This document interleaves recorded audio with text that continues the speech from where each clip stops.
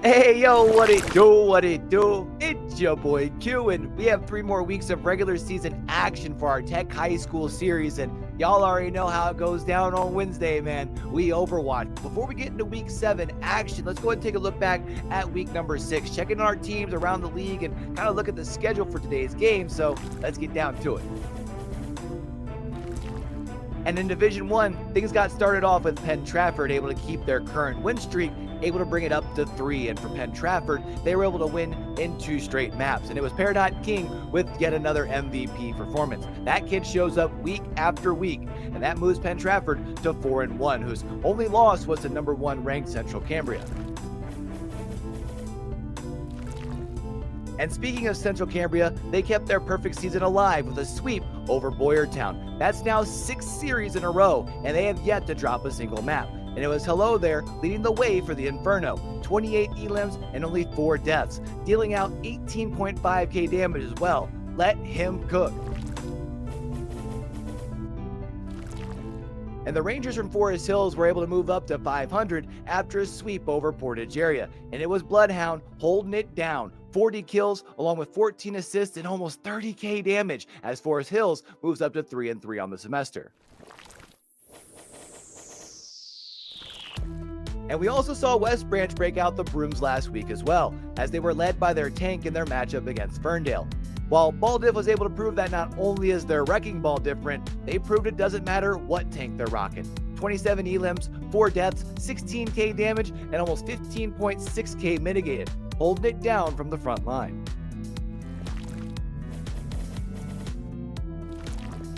And in Division 2 action, it was Richland, able to pick up their first series win of the spring over Greater Johnstown. And it was Signify 4K leading the way for Richland, 21 elims with just 2 deaths. Talk about fragging.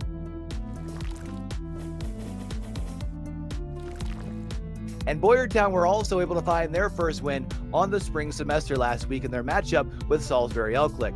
And while it may have been their first win of the spring, AV1 was playing out of their mind, absolutely popping off and leading the way for this Bears gaming squad.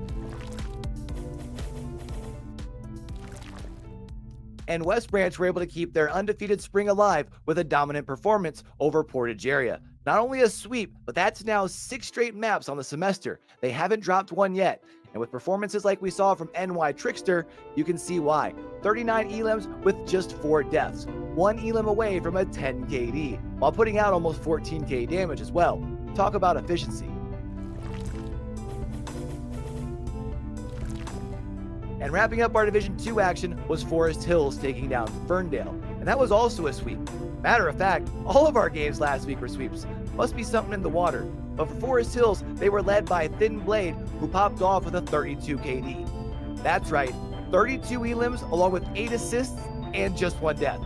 Almost 24.5k damage and absolutely legendary performance. Now that we've seen how last week's action broke down, let's go ahead and see who's moved up, down, or out of our Division 1 Power 5 rankings.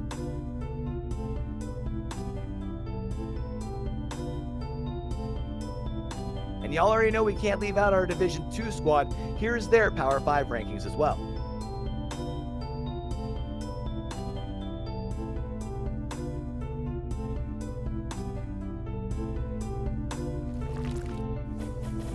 And with 3 weeks left to play, let's go ahead and look at the overall standings for Division 1.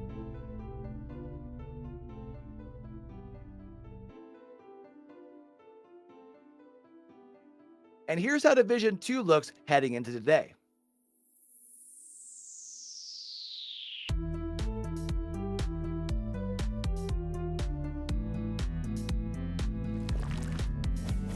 Now, if there's a particular matchup that you're looking for, let's go ahead and take a look at our schedule for week number 7. That way we can make sure we got y'all in the right spot to catch the action live. I know I've got my eyes set on the Boyertown Penn Trafford game where we have 2 top 5 teams squaring off. And as far as Division 2, it's a battle of the top 2 I can't wait to see. Westmont Hilltop versus Forest Hills.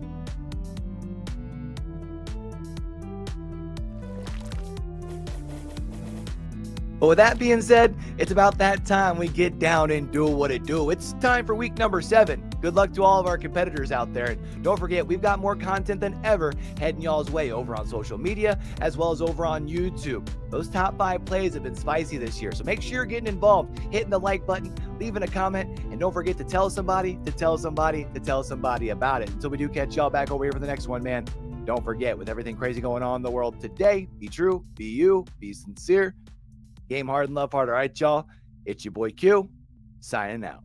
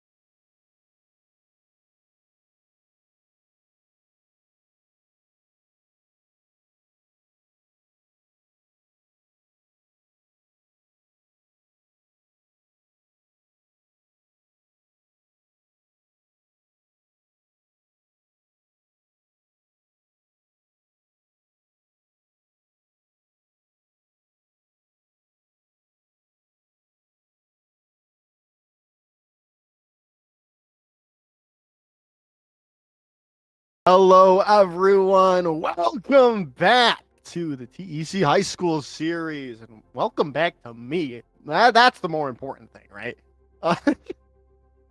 I'm back from vacation. I'm ready to get into these games. Speaking of which, for people that weren't here last week, like myself, Lord Ethan, tell us how last week went.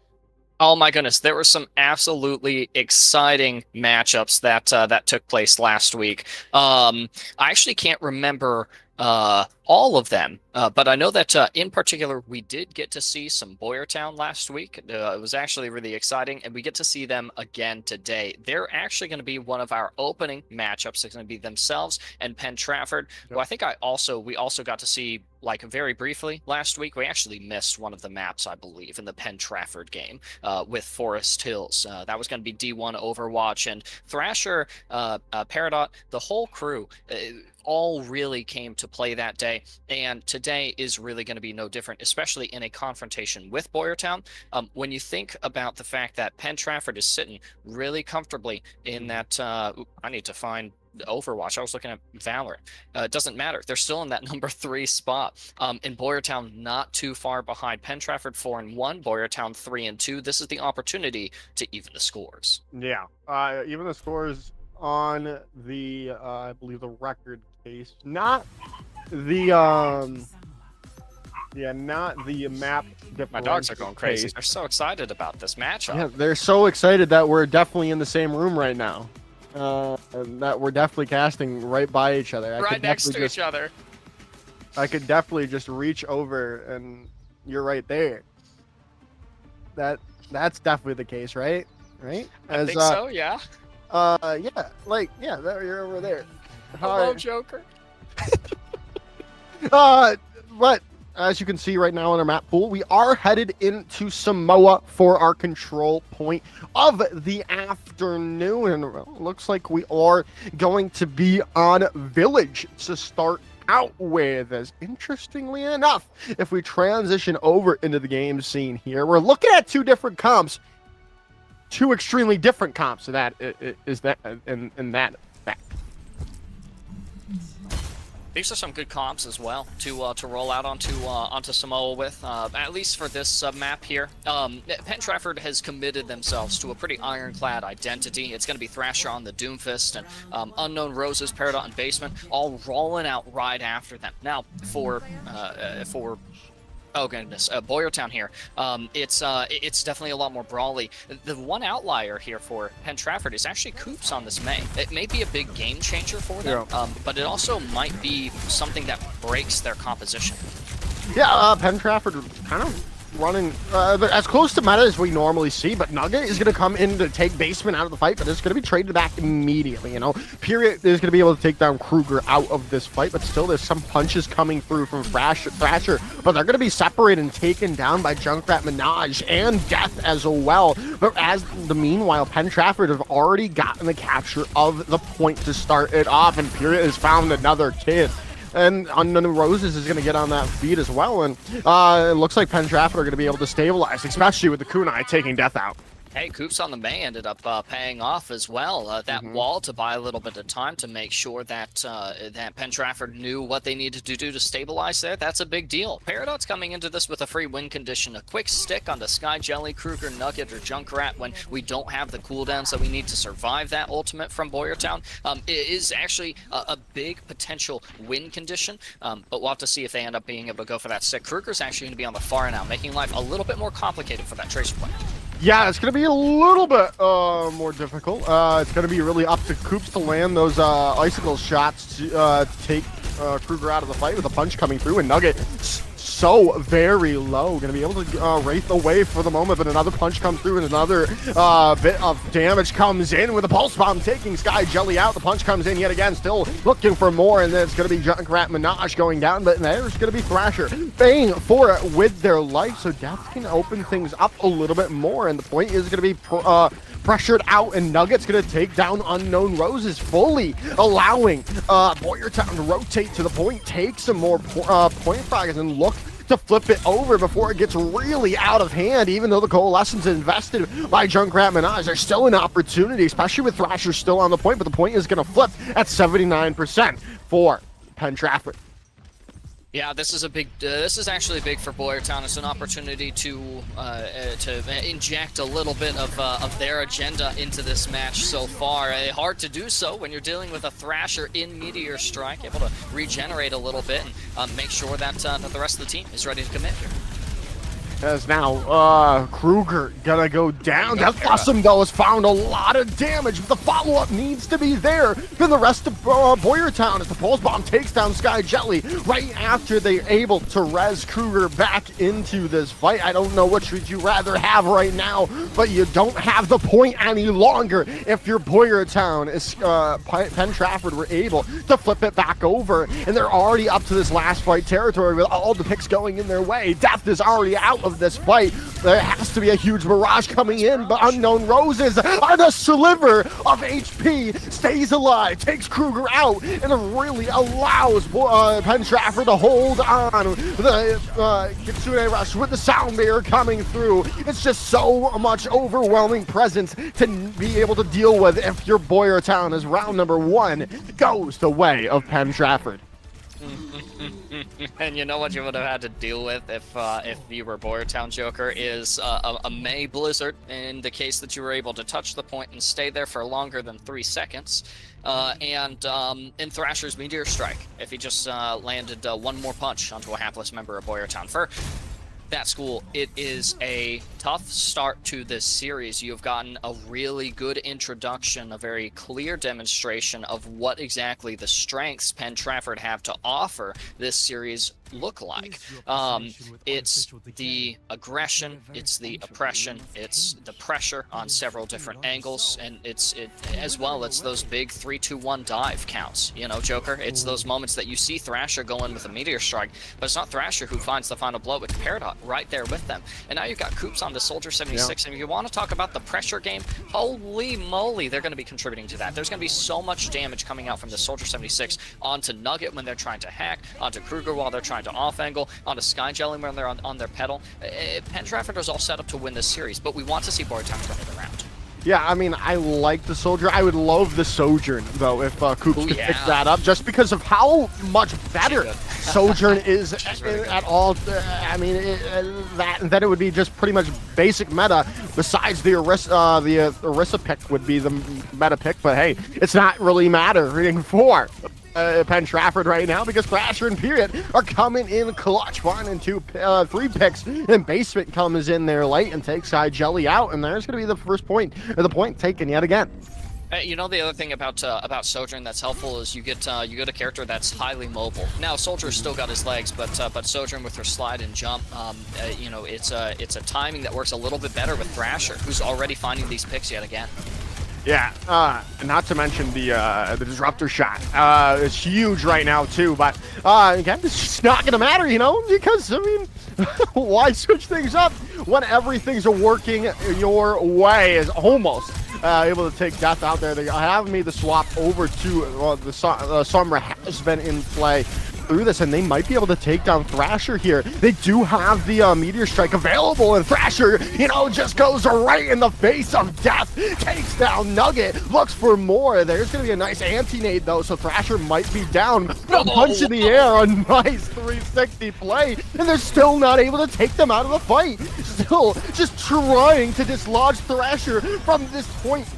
Oh, it's just not possible. But now, with that nice play coming in, they get a nice anti-nade. But again, the sound barrier was there. You still haven't been able to do anything. Death has to try to get onto the point with their Meteor Strike, but it just doesn't find enough. Finally, Kruger's going to be able to take the Unknown Roses out, who's been just so key in keeping people up. Slam comes down. Thrasher's still alive, but Period is very low. So still definitely an opportunity, but the Tree of Life coming in from Sky Jelly is going to really help out Boyertown to really get that healing that they need to try to move on to this point, and especially if a punch can take down Basement, that would be massive. But Death is going to get stunned up, going to get nano boosted on the point though, so there's still definitely a chance, and they find Unknown Roses out with a punch. This still could be anyone's point right now, especially with Deadeye finding Basement out, and it's just Thrasher left, and finally Thrasher falls down. Really, really nice stuff there from Boyertown. Some really gutsy swaps, actually, and as well some pretty important ones. I really liked Nugget on Sombra, and there was some really good disruption there that we got to see. But I think them on Reaper is a really stalwart pick. It equips you to be able to help out with the Tracer and the Lucio as well. It was a really nice nano that Junkrat Minaj was able to apply. But on the Ana, I wonder if you're actually kind of hamstringing yourself against this Doomfist dive comp. They're going after Kruger, but really, Junkrat Minaj is the next target. And there comes the plays. Coops comes in with a tactical visor, takes down 2, and that is going to be that. Point flips back over, 99 and counting. Overtime bar burns away. No one's going to get there in the end. Penn Trafford take map number 1. And we get a good glimpse into the possibility that the things that Boyertown are going to have to do to win this series, it might be inherently unfair. So let's be unfair, Joker. For Boyertown to win this series, part of it is going to be ample pressure, right? Part of it is absolutely you have to deal with Thrasher, right? We saw a very long fight of Boyertown looking at Thrasher and looking to hamstring him, looking to disrupt him, looking to eliminate out of the fight. But ultimately, what we need also is pressure on that Kiriko, the Lucio, who are going in with the Doomfist, who are keeping him sustained. Pressure on the Sombra to make sure that she isn't able to disrupt your disruptions, right? So that's a big element that I think Boyertown heading into next map could possibly be really thinking critically about to give themselves a better shot at winning the series in order to make it a little bit more fair. Because right now, Penn Trafford has the reins on this matchup. They're getting to play the game at their pace, and they're getting to set up their own and make their own plays. And that's a big deal. That's a high level of agency for Penn Trafford. You love to see it if you are a Penn Trafford fan. Yeah, and I mean, they're doing it without really running, like I keep saying, running what's meta. I mean, they've got the Lucio, they've got the Tracer, they've got the Kiriko, but they're still running Doomfist, which is working perfectly for them. But it's and they're not running Sojourn, which is, in its own right is incredible, because if she's good, if you look, I'm sure if you look at the DPS top 500, most of the top 500 players are playing Sojourn or Tracer, and those are the two heroes right now. I mean, it's great. I mean, it's great stuff that they're making things happen without having to really resort to hard meta. Yes. Oh my goodness. We always loved coming back and casting the high school scene because it was just what they are good at, what these kids, these teams can play, and that's what the game is about. It's not about breaking the game with Goats comp. It's not about exploiting your enemies with Clockwork back in that's old Overwatch 1. I miss Clockwork. Oh my goodness. Yeah, Clockwork Vendetta. That was a crazy comp. Yeah, it was. It was a bunch of one tricks actually, and sometimes that's how I feel watching TEC. But it warms my heart as someone who wishes I could just lock a character and play them and not get hard countered, or at the very least, if I'm hard countered, engage myself and counter play as opposed to counter picking, while my whole team barrages me with some of the most creative insults I've ever heard in my life. I would do that. Can we bring Clockwork Vendetta back for OWC? I think they're gone. I know they're gone, but it's such a good branding, right? Like that logo is crazy. Yeah, I still remember it. I still remember it, and I still remember them. Honestly, sometimes for marketing, for branding, you just got to be a trendsetter. A lot of people won't remember anything about Clockwork and Vendetta besides the fact that they broke the meta for a very short period of time. And that's what Boyertown needs to do here. Find a composition that gives them that agency, that lets them play the game that they want. They're so close to locking it in on a composition, on an identity that works for them. It's going to include Kruger on this Ashe for these long sightlines, Junkrat Minaj for the safety of some of these close corners, and Sky Jelly with the capacity to bail out the team. The question is Boyertown able to execute this composition well enough to disrupt the brilliant work that Penn Trafford has done? Yes, now they are trying to change it up yet again. Wow, Coops is going to get deleted there, who's made that swap over to the Bastion now.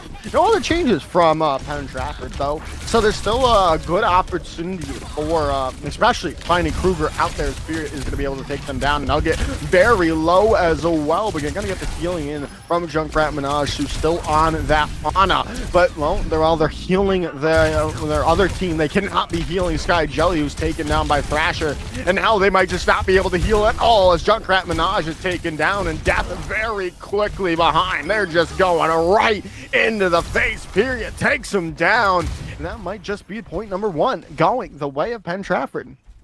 Yeah, really clean stuff from Penn Trafford. The in and out dives on that first point high ground were really good, and you know, managing to secure the Ashe as an opening pick so that she can't manage those long sightlines and that high ground presence was a really good thing. I honestly anticipated another fight Joker, but we're actually going to get a first point capture, and Penn Trafford are going to continue just rolling through Street's face for as long as they can.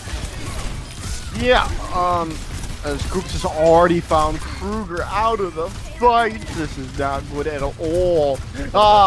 Yeah, this just might be a bit of more time for Penn Trafford. Just keep pushing forward, but they're going to impulse bomb in, and Sky Jelly comes in, and there goes the pick with the Meteor Strike as well. So it's just not, it's just all go, all gas, no brakes for this Penn Trafford squad right now, as they just can't deal, as Boyertown just can't deal with this level of aggression coming in.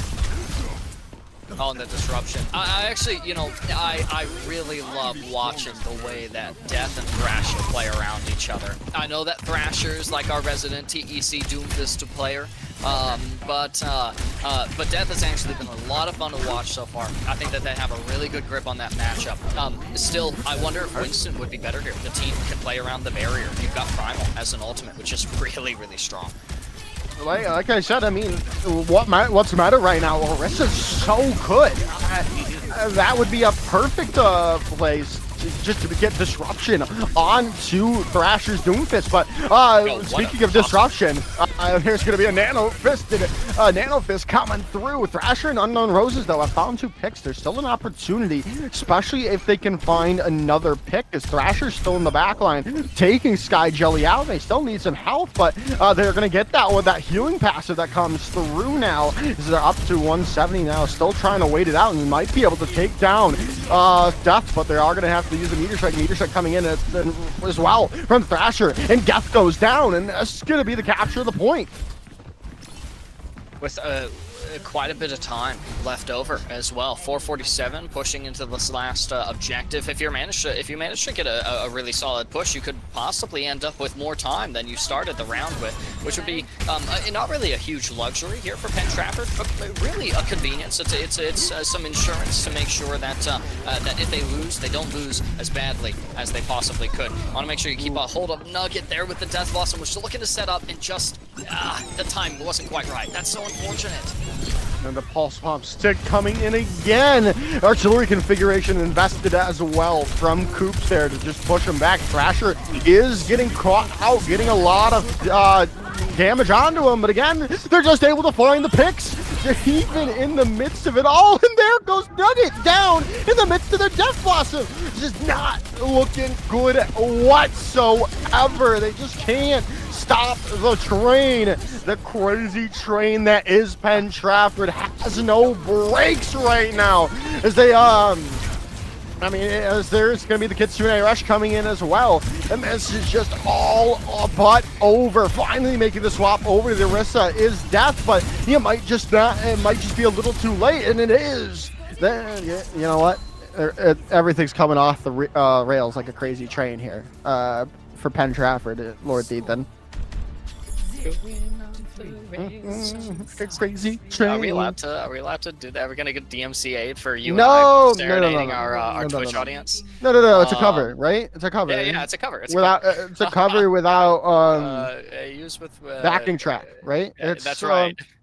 It's fair use, right? It's Well, you've got it in my head now, like no matter what. And honestly, you're so right. That really is the pace that Penn Trafford is setting here. This frenetic push of the objective. Crazy Train from the beginning of the map to the very end with less than 30 seconds off of the time bank that you originally started.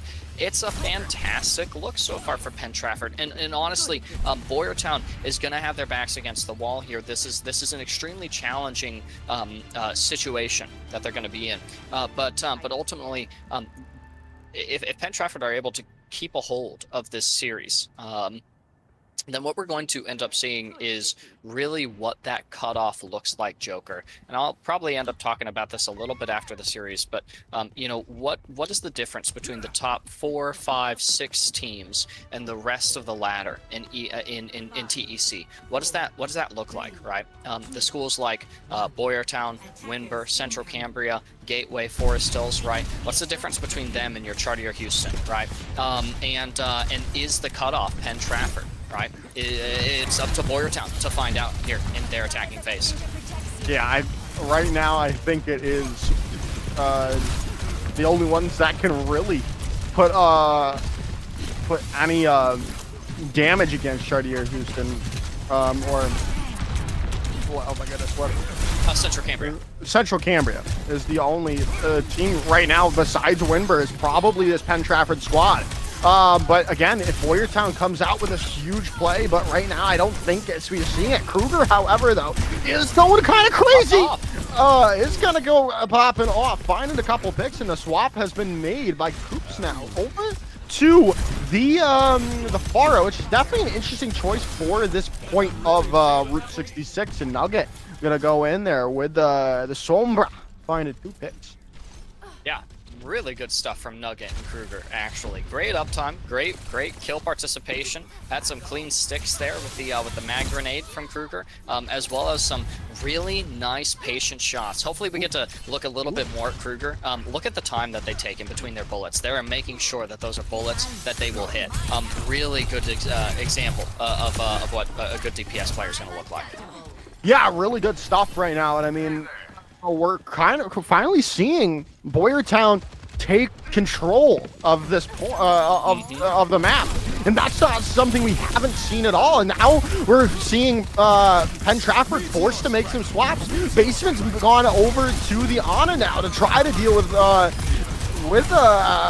Death's Doomfist. Right now they are gonna be using that Kitsune Rush, and Sky Jelly is gonna get take Unknown Roses out. Still an opportunity, especially with the grenade or the nano boost going on to Period there as well, and they are going to find some picks. A lot of damage is coming out, but Death is still there. There's still an opportunity for Boyertown to hold on to this, especially if they can find a pick, but they might not be able to. Period's very low, but Nugget goes down, and there it goes. Finally, the hold comes in for Penn Trafford.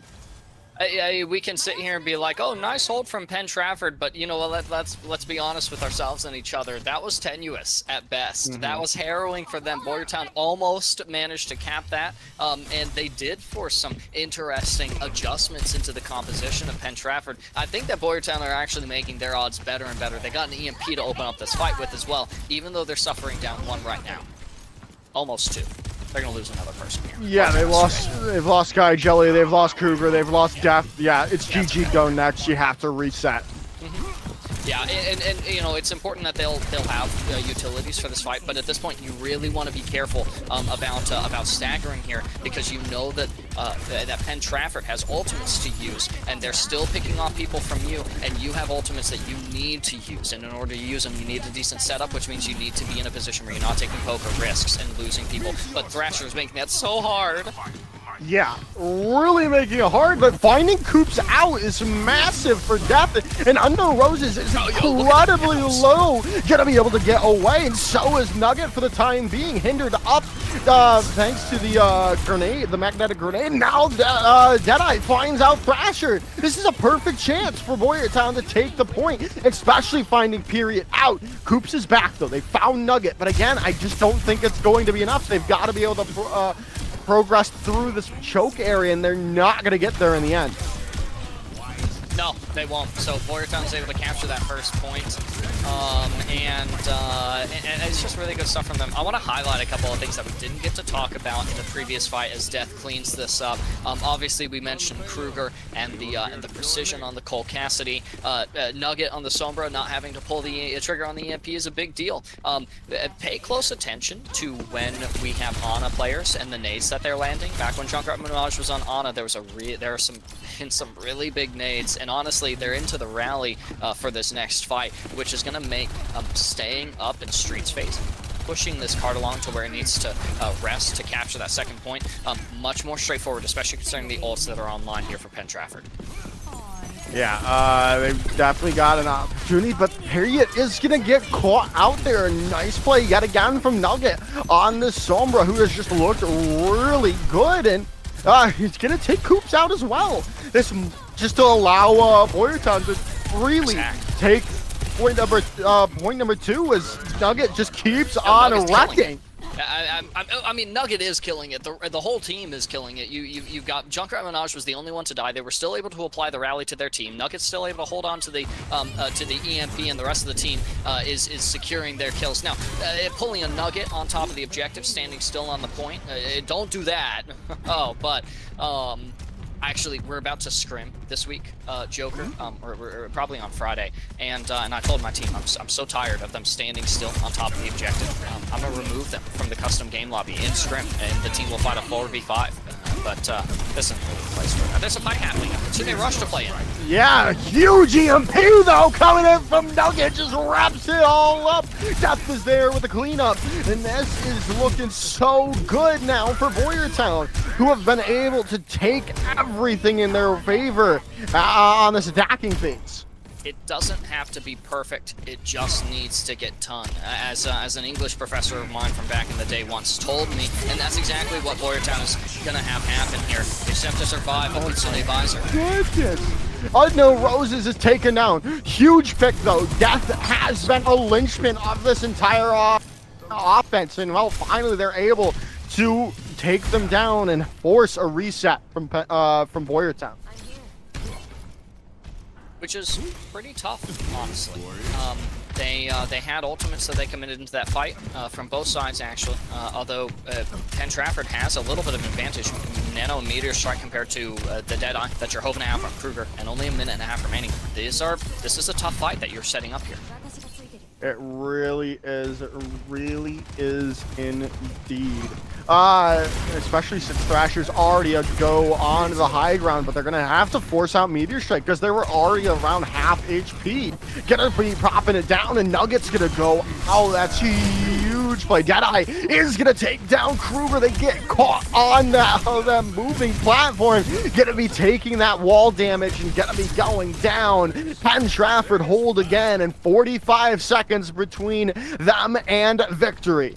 It's still doable here for Boyertown. Like I said, doesn't have to be perfect. They just have to push to the very end. Doesn't matter how much time they have remaining. So, with only the Nano, is Penn Trafford able to hold the next onslaught of ultimates, two support ultimates, namely, from Boyertown? If the fight lasts long, we'll see.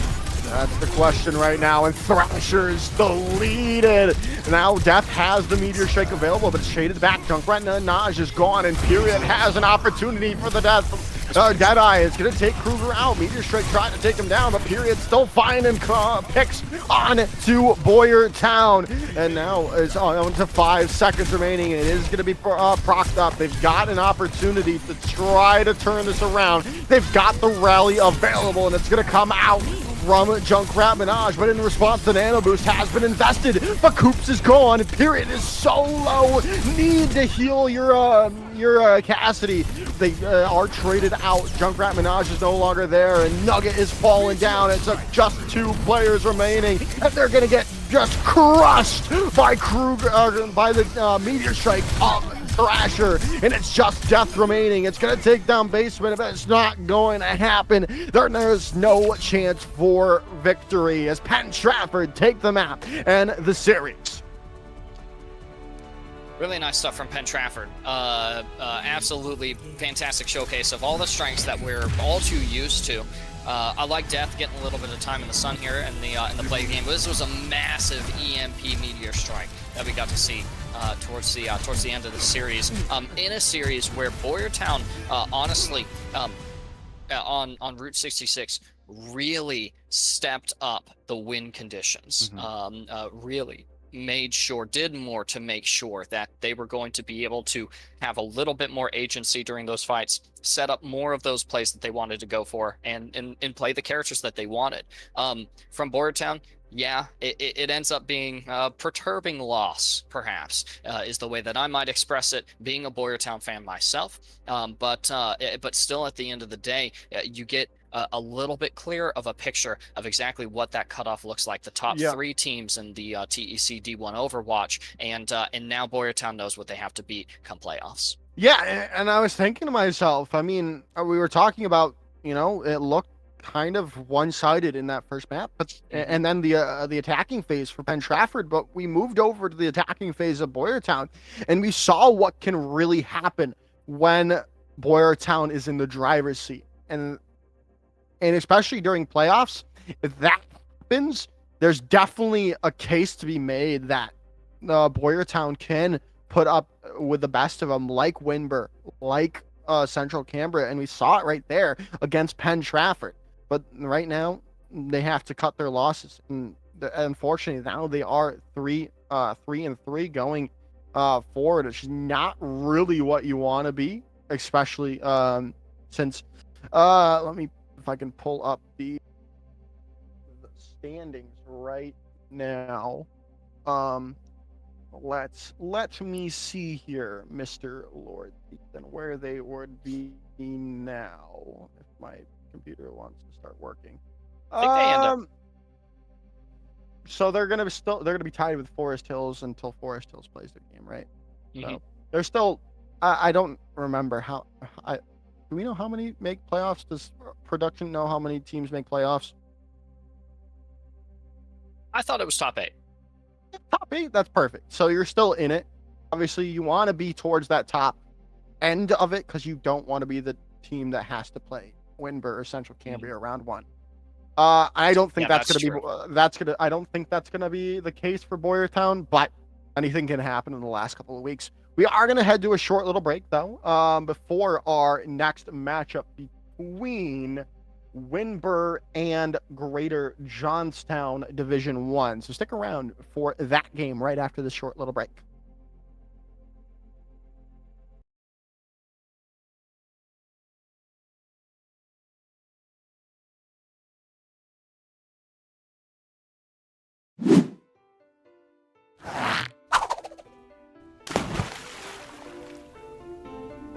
Hey, yo, what it do? It's your boy Q, and we have 3 more weeks of regular season action for our Tech High School series, and y'all already know how it goes down on Wednesday, man. We Overwatch. Before we get into week 7 action, let's go ahead and take a look back at week number 6, checking our teams around the league and kind of look at the schedule for today's game, so let's get down to it.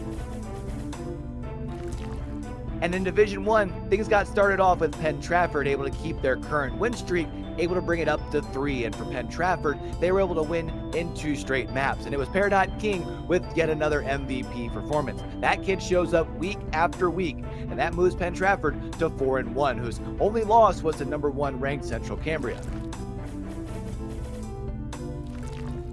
And speaking of Central Cambria, they kept their perfect season alive with a sweep over Boyertown. That's now 6 series in a row, and they have yet to drop a single map. And it was Hello there leading the way for the Inferno, 28 elims and only 4 deaths, dealing out 18.5k damage as well. Let him cook. And the Rangers from Forest Hills were able to move up to 500 after a sweep over Portage area. And it was Bloodhound holding it down. 40 kills along with 14 assists and almost 30k damage as Forest Hills moves up to 3-3 on the semester. And we also saw West Branch break out the brooms last week as well, as they were led by their tank in their matchup against Ferndale. While Ball Diff was able to prove that not only is their Wrecking Ball different, they proved it doesn't matter what tank they're rocking. 27 elims, 4 deaths, 16k damage, and almost 15.6k mitigated, holding it down from the front line.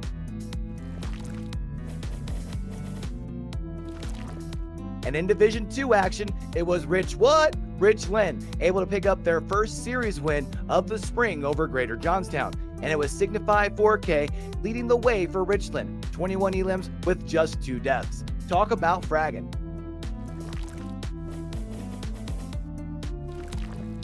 And Boyertown were also able to find their first win on the spring semester last week in their matchup with Salisbury Elklick. And while it may have been their first win of the spring, AV1 was playing out of their mind, absolutely popping off and leading the way for this Bears gaming squad. And West Branch were able to keep their undefeated spring alive with a dominant performance over Portage area. Not only a sweep, but that's now 6 straight maps on the semester. They haven't dropped one yet.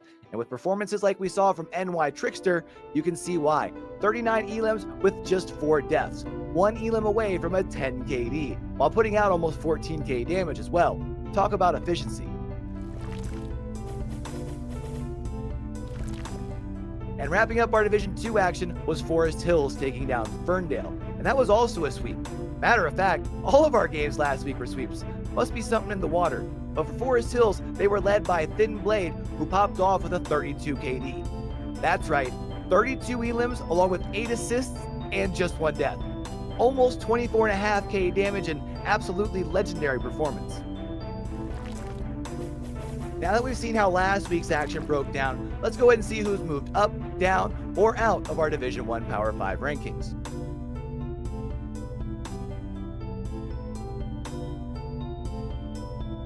And y'all already know we can't leave out our Division 2 squad. Here's their Power 5 rankings as well.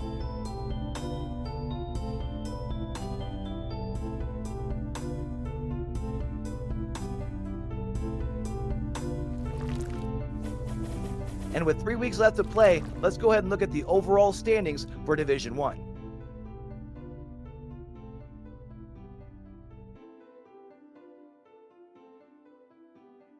And here's how Division 2 looks heading into today.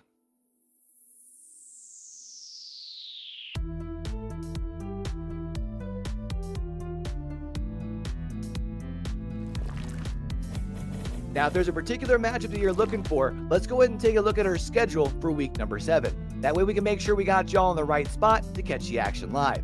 I know I've got my eyes set on the Boyertown Penn Trafford game where we have 2 top 5 teams squaring off. And as far as Division 2, it's a battle of the top 2 I can't wait to see. Westmont Hilltop versus Forest Hills.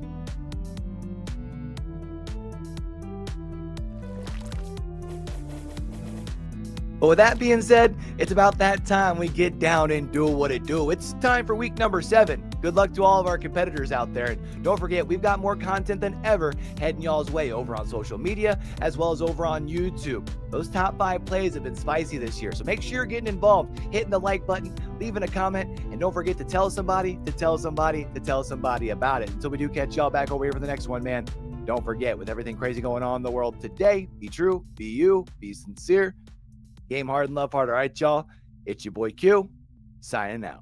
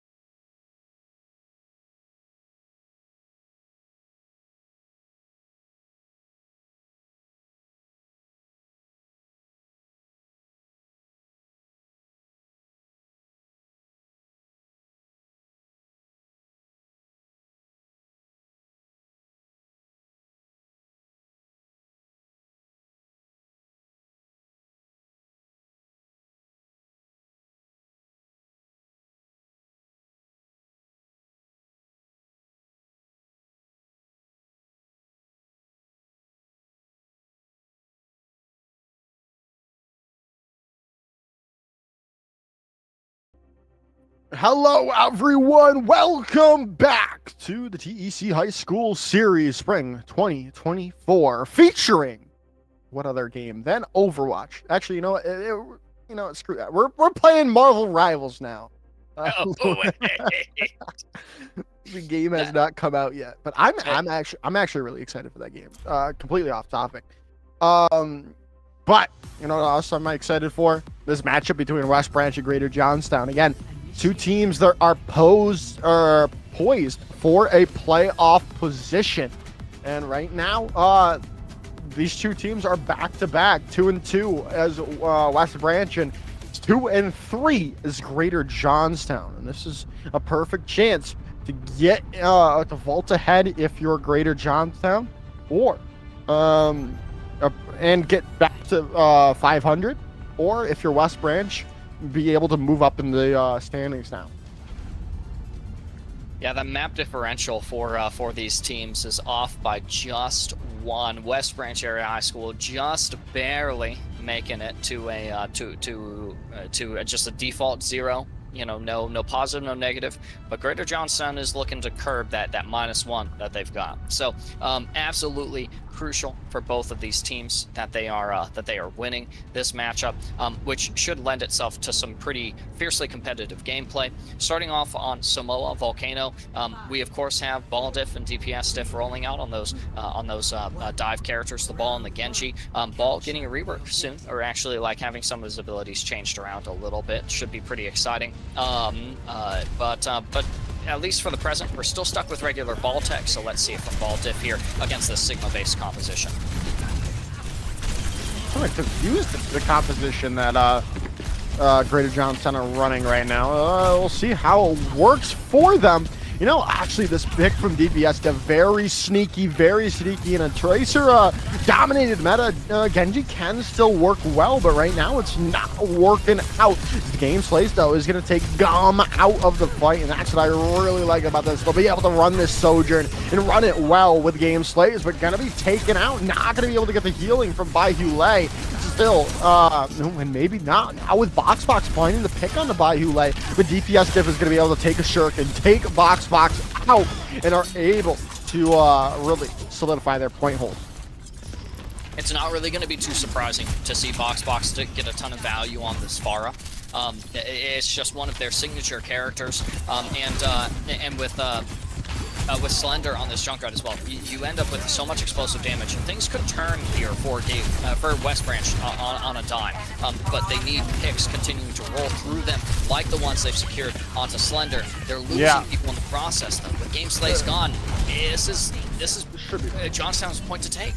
Yeah, it is going to be their point. 32% coming in for West Branch before it flips over. Yeah, and you've got minefields to work with to re-enter this objective if you are West Branch. So I think we see Ball Diff actually go for that on their next grab. I think that one got a little messed up by the Conk Blast. Yeah, we'll see here now with the minefields coming in from Ball Diff, though, is going to be all around the point, so it's going to be very difficult for with a nice boop coming in, who just on to send Slender, who just got the overhealth from the sound barrier, so now, well, they're just not going to be able to use it any longer. And coming in onto the slam, Game Slays takes down Boxbox, who was looking at Ball Diff the entire time, though the Accretion Rock does take down the Game Slays. The picks just keep coming the way of West Branch, especially with the Kitsune Rush invested by Firelord. They have lost the percentage in the favor, but they are going to flip the point over at 52% for Greater Johnstown, but now they need to be able to find a pick, and Box is so low. Gonna look for some picks, but Game Slays finds out Slender yet again, looking for the healings to come through from that the health pack, but they're all alone, and they're gonna go down. Now with the Coalescence coming in from Baihu Lei, are really to solidify everything, as now West Branch have overtaken CAC%. I'm actually surprised to see that nerf is 41% to that Flux. I must have missed it the first time around. In fact, we aren't even going to get the Flux. We're going to get a self-destruct. I didn't get to see it. I don't think... It might have gotten stunned or something like that, but there's no way that nerf was on Sigma for that long without getting the Flux. Right. You have a Ripfire, too, for Johnstown.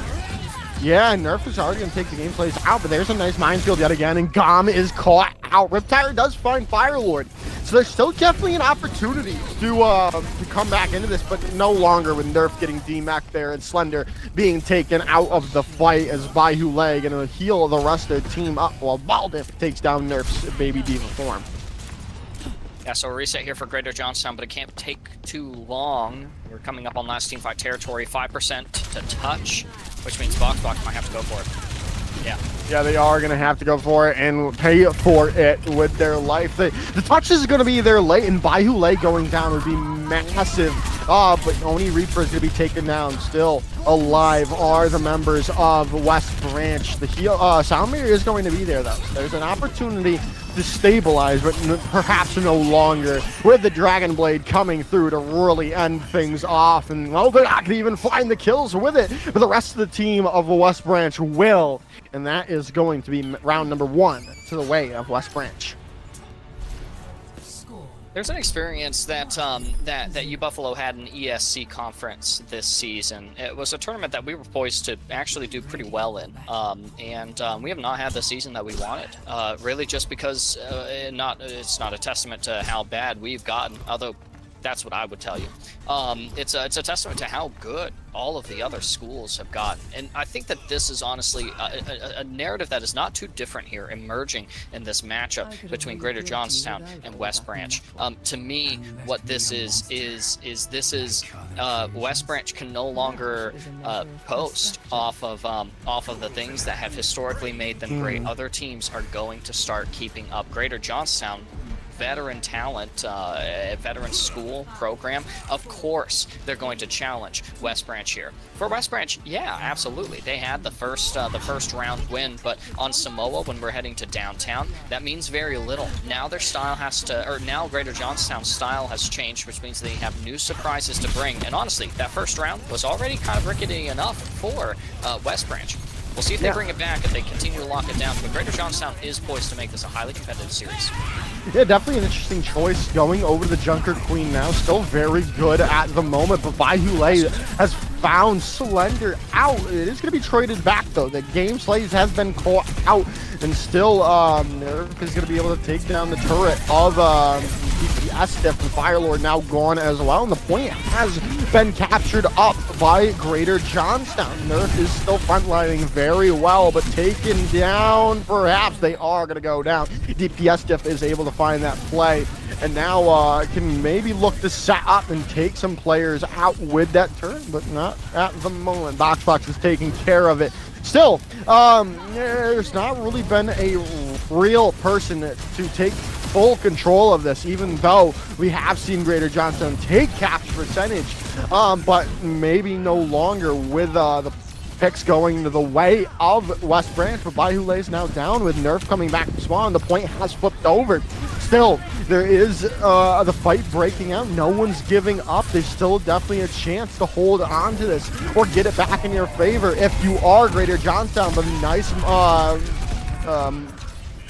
ultimate coming in from DPS Diff, take down Gom. But Box is there in kind with 2 picks of their own to force back Greater Johnstown. I would love to see these teams hold on to this point a little bit more fiercely. You know, when they have to get off, you know, call for a touch so that you don't lose the point, because it's flipping back and forth right now. Yeah, it really has, and Baihule is now gone. The point is going to flip back over to Greater Johnstown, and they did lose the point for a bit there and lost the percentage in their favor. Baldiff is so low, needs to get the healing there. The swap over to the game Slays on the Bastion, but the skill orb is going to take him down. Coalescence is out from Oni Reaper. It might go to bite them with no real push coming in from West Branch during that time. And Gateway, Greater Johnstown has ultimates coming into this as well. Now you've got 3 on the side of West Branch. They're going to start things off with Kitsune Rush, but you're still playing into a Rampage. Yeah, Rampage comes through, but Baldiff takes him down with 3 with a minefield. A perfect placement yet again. 4 kills coming in for Baldiff, looking for the ace, and there it comes with this back smack, taking Oni Reaper down, and Baldiff says, I'll do it myself, and takes the point back into their favor. Despite DPS Diff's best efforts to kill steal the 5th kill. Yeah, I hope you rewatch this VOD, Baldiff, and you see what your teammate, your buddy, just tried to do, man. Taking the A's. Greater Johnstown has ultimate, so. I like the swaps too. Nerf has made the swap over to the D.Va, but so has Baldiff. Baldiff has gone over to the Zarya here to really counter out that D.Va swap from Nerf. They gotta be able to stay alive though, as Slender is gonna take them down with a nice shot. The point's already flipped over back into the favor of Greater Johnstown. Not overtaking them in a capture percentage either was West Branch able to do. So they're still at a disadvantage, especially losing by Hule. They can't look to push in right now. They've got to reset, or they're going to have to go to round number 3. Let's see if we get a touch here. We do. But the beat is going to drop on the side of Greater Johnstown. They look so strong on this point. Yeah, Barrage is going to come in and really clean everything up. The Molten Core is not going to do enough. Box reigning supreme with 4 to finish it off. Did I speak it into existence? I'm sorry if I cast or cursed the series from West Branch. No, I truly am. But what we got to see there wasn't complacency from West Branch. I should iterate. It was the pop-off potential, the explosive, the detonations that Greater Johnstown are able to leave in their wake, especially when helmed by players, again, veteran talent and Slender, and as well, I think Box is actually a rookie this year. I feel like all of these people are rookies. Nerf, Golem, Oni Reaper, and Box are all new to me. Slender's the only one that because remember, it used to be Trojan 4 and 5, Zeke and Cooper. I miss you guys, by the way, Zeke and Cooper. I don't think those are them though, right? Like, no, it's not. No, none of these are Zeke and Cooper. Yeah. All new faces. All new talents, cool. All new skills here from Greater Johnstown. Hashtag bring back Zeke and Cooper. Oh, they probably so graduated. true, so true, base. Yeah, I'll always miss Zeke and Cooper. Trojan 1 and Trojan 4. And oh my goodness, who's the other one? The carry. Who was the carry? Wait. I don't remember. I'm upset now. But a nice charge. Yeah, they'll come to me in a second. But just like the charge of Baldiff onto Nerf, which again, interesting. Definitely an interesting choice that we're seeing a Reinhardt of all things being played. I mean, this is a very brawly point, but again, it is just so difficult to run Reinhardt in today's game. If you want to run Brawl, you're gonna run Ramatra instead, but it's right now it's working for Baldiff and West Branches. Firelord's gonna take down Oni Reaper, and the point is gonna go to the way of West Branch. I love it from West Branch so much because you look at a composition like Greater Johnstown that has Box on this Farah, and I sat there and I thought to myself, okay, Greater Johnstown is playing into weaknesses here for West Branch. That is, they excel on the dive heroes, Ball Diff and DPS Diff. That's your Ball Genji, Ball Tracer, Ball Sombra, and now they're forced onto a Brawl comp. But West Branch looks fantastic here. It does. They gotta look alive. Yeah, they do indeed. Right now, Baldiff is going to get forced away from the point, and DPS is going to be taken down, but the slam comes through. Sound barrier in response, though. Tsune Rush, yeah, the beat is going to be huge from Dom, and it's going to help take down Baldiff, and the point is going to flip over. Self-destruct is going to come through, but they're not going to be able to find him thanks to the thanks to that immortality field, but the follow-up was there nonetheless. 2 mortality cooldowns, tons of damage, and a 1400 health point barrier leads to 37% and some ultimates left over, especially considering that Greater Johnstown had to use some of theirs. And you're going to have that shatter back real soon. West Branch is looking really good for this next fight. They just need to not lose before the fight starts. Yeah, agreed. I like the swaps we're seeing as well. I'd still love to see the Tracer come out from DPS Diff, really. And the game Slays is going to come out, take Oni Reaper down, but they're still looking for the Riptire to find a pick and a look, and yeah, and they're going to take DPS Diff down, interestingly enough. It wasn't Baldiff the one to go down. The picks, however, are still going the way of West Branch, especially if you can find, Box is going to be the one to take the game Slays down, but the point looks like, yeah, it is going to flip back into the favor of West Branch. Yeah, it's still some really remarkable discipline here from Greater Johnstown to say, all right, we can give the point. We got our picks. We found our value. We forced our cooldowns that we wanted to from Gateway, and I'm sorry, from West Branch, and then we just go again with the barrage here. Box looking to line it up. Well, they're not going to be able to line anything up right now, Lord Ethan. They've been caught out by the game's play as Baldiff just keeps on swinging and swinging for the fences. And I mean, they're just doing so much work right now for West Branch on the front line. I'd actually be really curious to get like into the trenches with the team and understand what win condition they saw by going on the brawl comp. But whatever they saw, the vision is clear. 2020 and possibly 160 is what the counter is going to end at if things continue to go so favorably here for West Branch. There's still one last chance for Johnstown to make things right. Yeah, definitely. We'll see here. DBS Diff is going to take down Oni Reaper now with the Death Blossom coming in, and the response of the shatter from Baldiff. And well, there's nothing left on point with the team kill coming through. Round number 3 goes the way of West Branch. So does Samoa.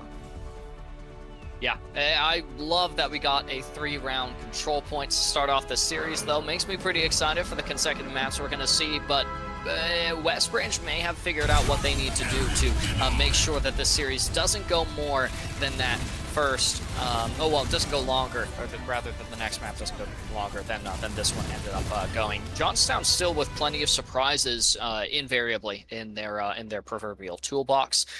We got to see a variety of compositions run, whether it was the dive, the Sigma poke, or the Junker Queen brawl that netted them so much success there on Samoa downtown. I almost wonder if seeing Greater Johnstown stay on the brawl comp is actually the means by which they can look most competitive against West Branch, but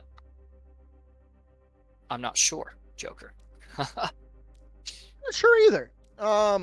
What I am sure of, and what you're sure of, is that the next map is Route 66. Oh, that's true. I'm so sure of that.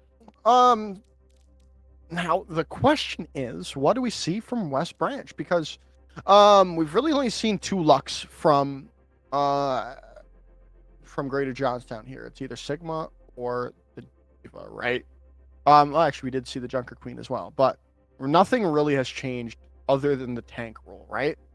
So I'm really interested to see how they attack Route 66 in particular, because it isn't really the best map for Pharah, and that's really all we've seen from Box. Do we see some swaps from them, or are we going to see if they can try to make it work here? I think there's only one answer. That is, we're going to make it work. I think that's a style that we've historically seen from Greater Johnstown. Oh, man. Okay, let's talk about Zeke and Cooper again. I think back to the Ryan Lucio Mercy days. Yeah, right? Who was their Pharah player? Who was the Pharah player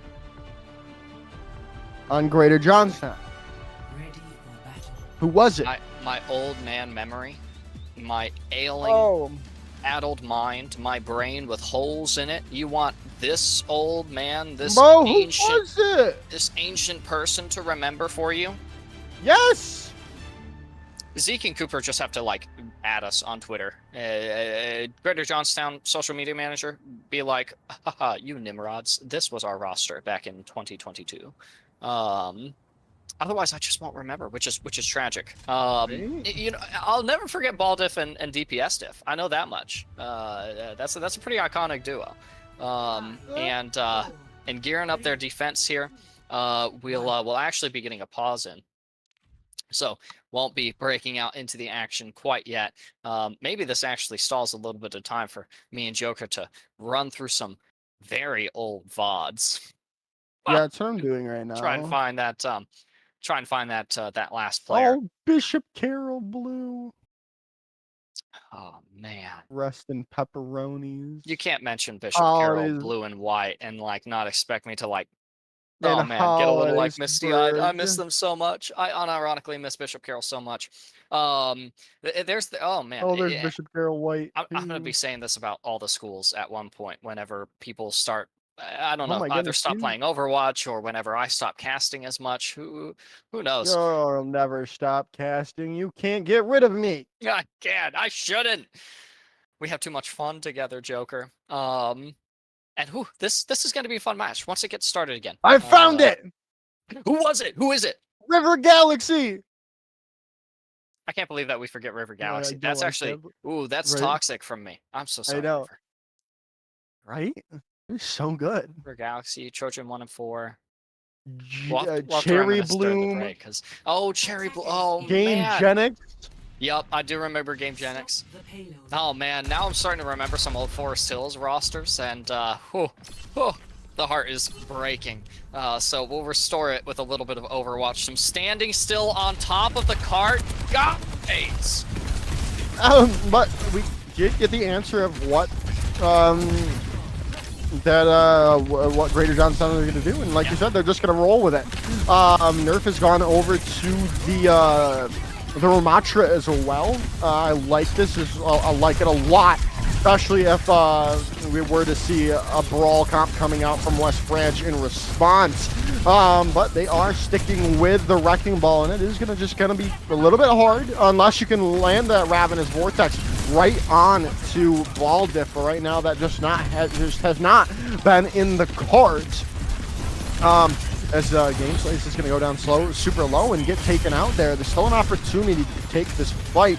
As they roll through, they get the health back, stay alive, and keep on slamming down on carts. So, I mean, it is going to be really difficult to just pass through here, especially with the ERE coming out and the minefield already built up by Baldiff, which is just insane, right? Like, and they're still holding out. They're just not really able to push through, because whenever they do, Baldiff is just right there with a slam down, gets some health, and allows some shots to come through. But finally, it looks like Nerf has broken through, but they're so low right now, and the hack coming in from DPS Diff is just going to make it impossible to find value. Bayhule is taken down, but right now, they're still, and the EMP is built up by DPS Diff. They're just going to reset. Is Greater Johnstown. Yeah, this is a very interesting start here for both of these teams. It's just one big war of attrition. You actually can't look at the tanks here in this particular matchup. Otherwise, you're going to be sitting at this corner for time immemorial. Really, the fight starts in the backline. It starts with Golem being able to drop the barrier and amp speed in with the EMP coming out here.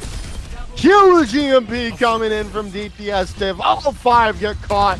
And only 2 go down, but hey, you'll take that all day, every day, because you built up back to minefields again for West Branch to keep a hold of the point. Oh, and you get to hold on to this corner, Joker. It's such a boon. You're forcing cooldowns out the entire time. How many ROM shields, slows, conk blast, boops, amps, and orbs have we seen just to get Greater Johnstown any amount of purchase, and only for Nerf to go down before the fight really even starts to the window? Holy, West Branch has had every chance to use any ult any way they want. This is wild. Yeah, it really is. Thankfully, though, for Greater Johnstown, they have a 5-stack of ultimates on the board here, so they can invest all they really want to. Soundwave are going to be coming in first, and they are going to catch 4, but still no picks have come in. Finally, Annihilation coming in, but they still haven't been able to find a pick. Finally, they find Bayhule out, and the Riptire is going to be the one to take down 2, but especially if they can get back quickly with Baldiff, and if Firelord stays alive, there's definitely a chance for a recontest before they get to this archway. There is. The win conditions for Greater Johnstown, it has to change. It has to be different here, and they have to not lose box too early. That was so scary.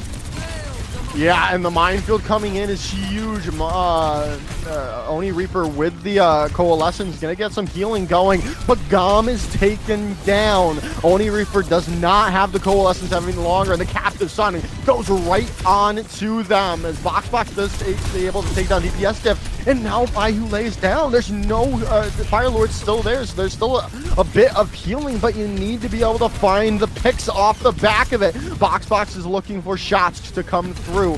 DPS Diff has this EMP to really solidify everything in the favor of West Branch, but they need to land a good one, and there it comes. Down to the remaining 3 members.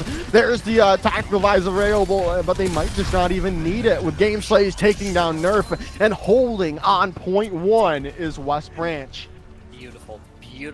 Beautiful stuff there from West Branch. They had their tempo down. They knew which ultimates they needed to use. They never needed to cut costs, and they never needed to spare no expense either. That was really nicely showcased. Good stuff, West Branch. For Greater Johnstown, it's tough, but the full hold on first point of any escort map is a relatively uncomplicated endeavor. It, for them, involves living the war of attrition, not getting caught up in a choke point where their comp won't be able to get as much done as it would be able to elsewhere, but also finding that knife's edge of balance that is, don't go too far away from each other either. They want to commit to these brawly compositions, and here is actually a really nice adaptation, not to correct something that they're doing wrong, but rather to accommodate the strengths of the map. Nerf back on the Sigma. It turns their composition more pokey. It creates pockets of safety for Box and Slender, and also means that Golem is going to be able to move freely around, knowing that there will always be a barrier or a grasp or a tank to come back to. A quick hello and spawn I guess, I don't know, say hi to West Branch, and then from there it's setting up the point. Joker, this one might get this round might get a little bit kooky. I wouldn't be surprised to see Johnstown do some wild things in the interest of holding this point. Also wouldn't be surprised to see West Branch pull something absolutely nutty out of their pocket to make this one of the quickest Route 66s we've ever seen. Yeah, Box is already so low. Gonna get the healing back there though, and bye-bye. Oni Reaper gone. Garm is going to be able to take down the Game Slays, but hey, a nice pick coming in as well. Baldiff is down out of the fight here. Nerf is very low. Hacked up. And for how long they stay alive is the real question, especially if a virus goes right onto them. But no, they're not going to be able to invest that virus. West Branch are going to be winning that fight. They are. They're going to get a little bit of movement here on this objective, but they need to set up for the next fight because already there are more members of Greater Johnstown, and Baldiff is under quite a bit of duress. In fact, they're back in spawn, which are going to increase the amount of time that West Branch has to really set up for this next fight. Oh, and they lose the Game Slays too. This is getting kooky, Joker. Already things are kooky, wonky, wacky, funky kind of stuff. Abnormal. Oni Reaper to take down DPS Diff, so there's just more time, and Baldiff has made the swap over to Winston now. Winston Overwatch. Oh, we'll see how the Winston Overwatch works for him. I mean, I like him too, but again, he's not really the best tank right now. But hey, we'll see how it works for him. Especially if you can separate players out with the bubble shield. But you've also got to deal with Box, who just keep raining damage up from on high. They've got the barrage available, and they're going to take down 2. You might need to make a swap with the third pick coming in from the barrage. What an incredible barrage from Box. I'm gonna start calling Box barrage because that might be what it is. Just every single fight is just barrage this fight, and they're so proactive about setting that up. I don't know how much of the rest of Greater Johnstown was ready for Box to do that, so it ended up looking really harrowing from their perspective. But it's the play that needed to get made there. Nice nice beat coming in from Nom there, but a lot of people are low, and if they can find out Nerf, that would be huge, and they do. Game Slays takes them down with a Helix Rocket and might have just won everything to boot with, especially, with Box falling down. There's still an opportunity for a recontest, though. Yeah, you got Nerf on this Diva just for that purpose. Slender's going to be coming into this with a Tire Oni Reaper with the Coalescence. Now, you still have to worry about the Fire Lord's Implication Matrix, but you do get a touch and a fight here as long as you don't ruin things too early. Nerf, even DMEC, it's that they still got the touch. They're still in, and that's a big deal. Yeah, definitely.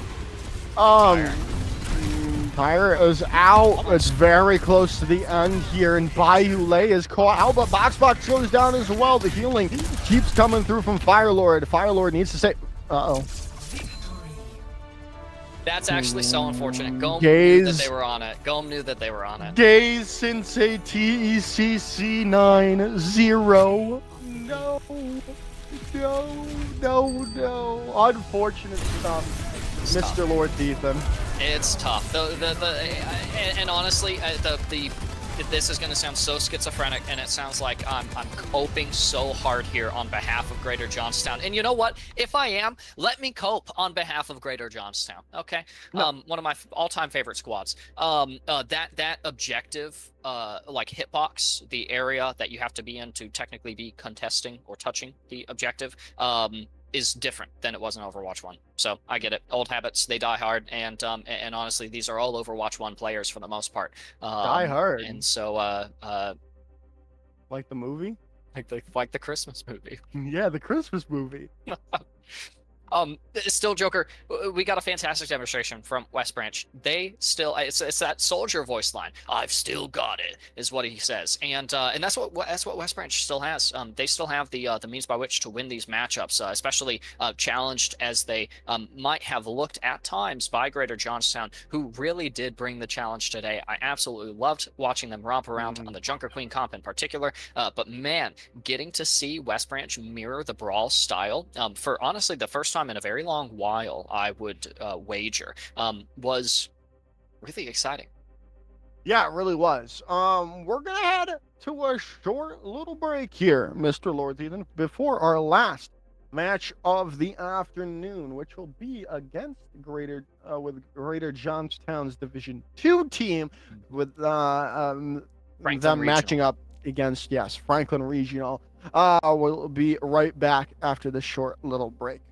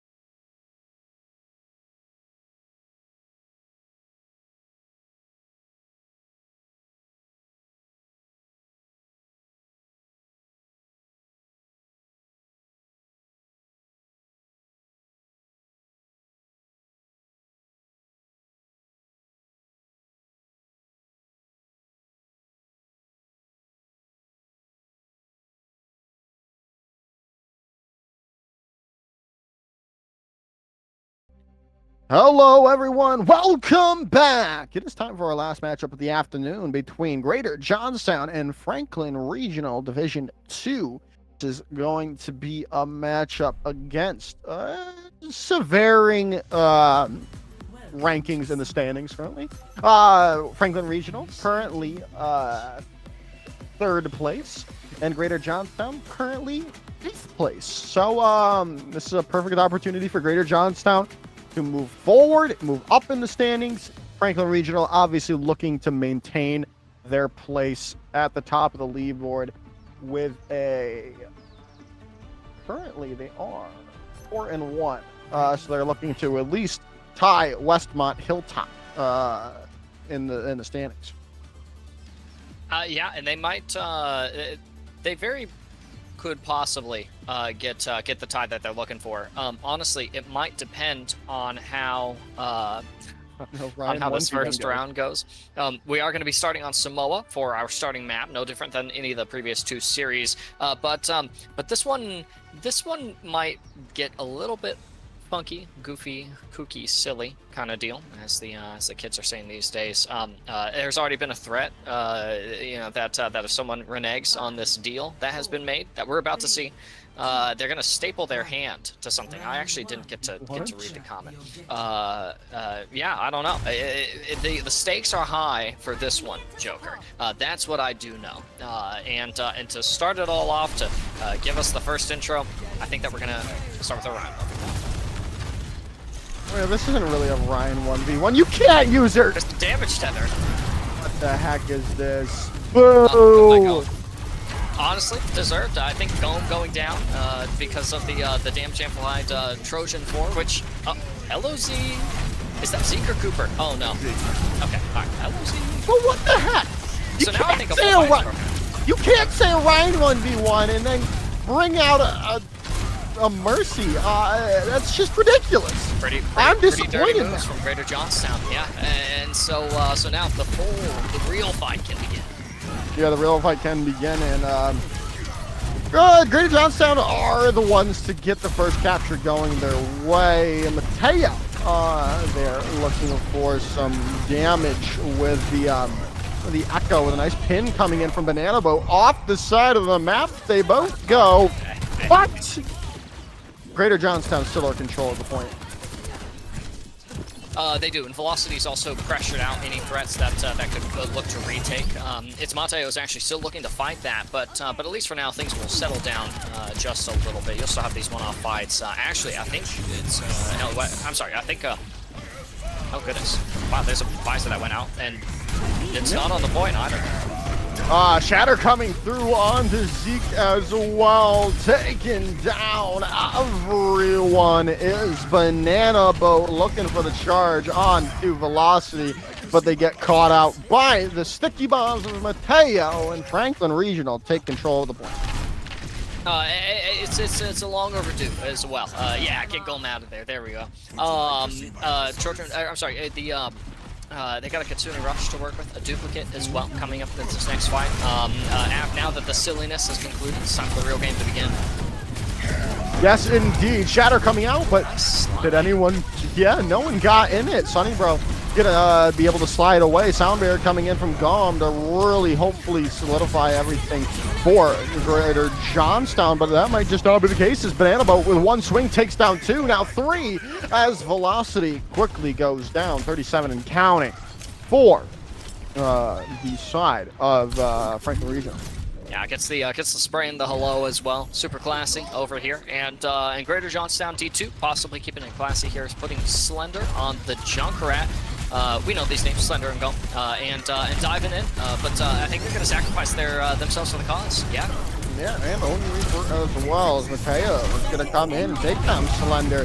Copy has come in from Mateo as well, as Velocity's going to be able to take down Sunnybro, but there's two Ryans on the point. It's going to be really difficult to make any headway right now. The nice charge coming in, bumping away. Oni Reaper going to be popping that Valkyrie as well, though, to keep things at least somewhat in their favor to try to heal up Mateo, or Velocity, sorry, and Mateo is going to go down because of it. Overclock coming in from Sunnybro. Shatter is out from Banana Boat, but it might just not be possible to hold on to this, but maybe it is. It is. There's Fluffy Jr. takes down Oni Reaper, and there's an Anaboost coming on to Banana Boat. They're still trying to hold on to this, but the Tactical Visor coming in, and they are able to take down 2, looking for a third, and the third comes down. Apollo is out of the fight.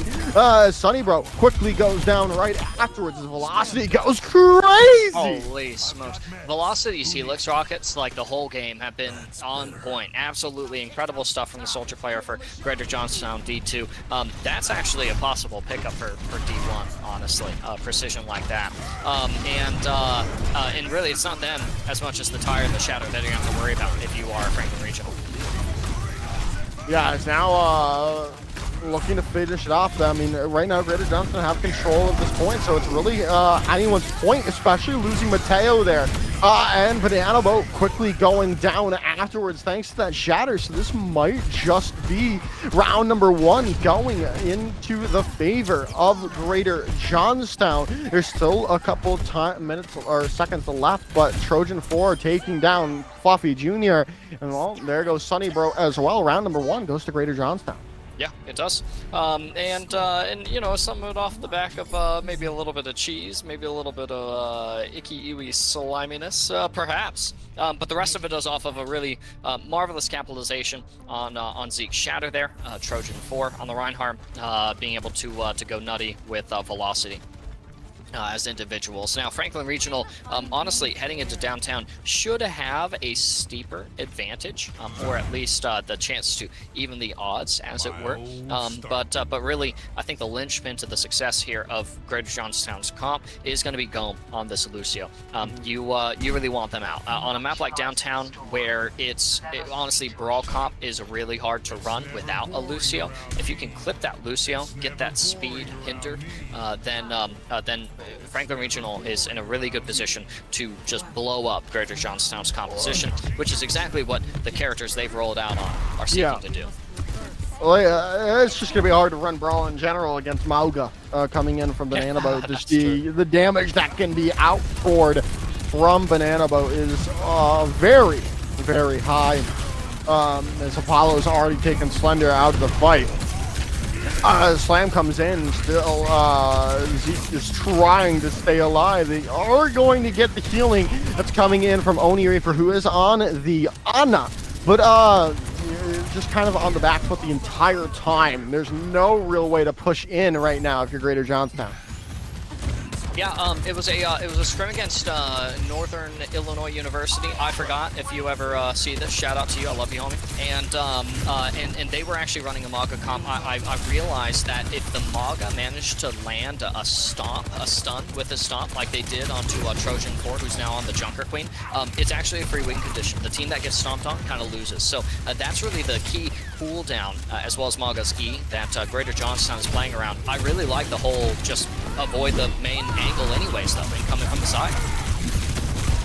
Coming in as Zeke is deleted yet again. As Sunnybro is able to take them down as 36 and counting for Franklin Regional. It's going to keep counting even higher, and they've got ultimates heading into next fight as money. You do have Velocity off on this off angle with the visor. It does manage to get one, but that's it. That's just a trade. Now Slender on the off angle as well with the May getting close to the Blizzard might be able to help swing things here for Greater Johnstown D2, but it's still harrowing. Blizzard's available here, but there's the cage fight coming in, but the Blizzard is perfectly placed to take Banana Boat down. The follow-up's fully there. And now this is the chance for Greater Johnstown to come back into this fight.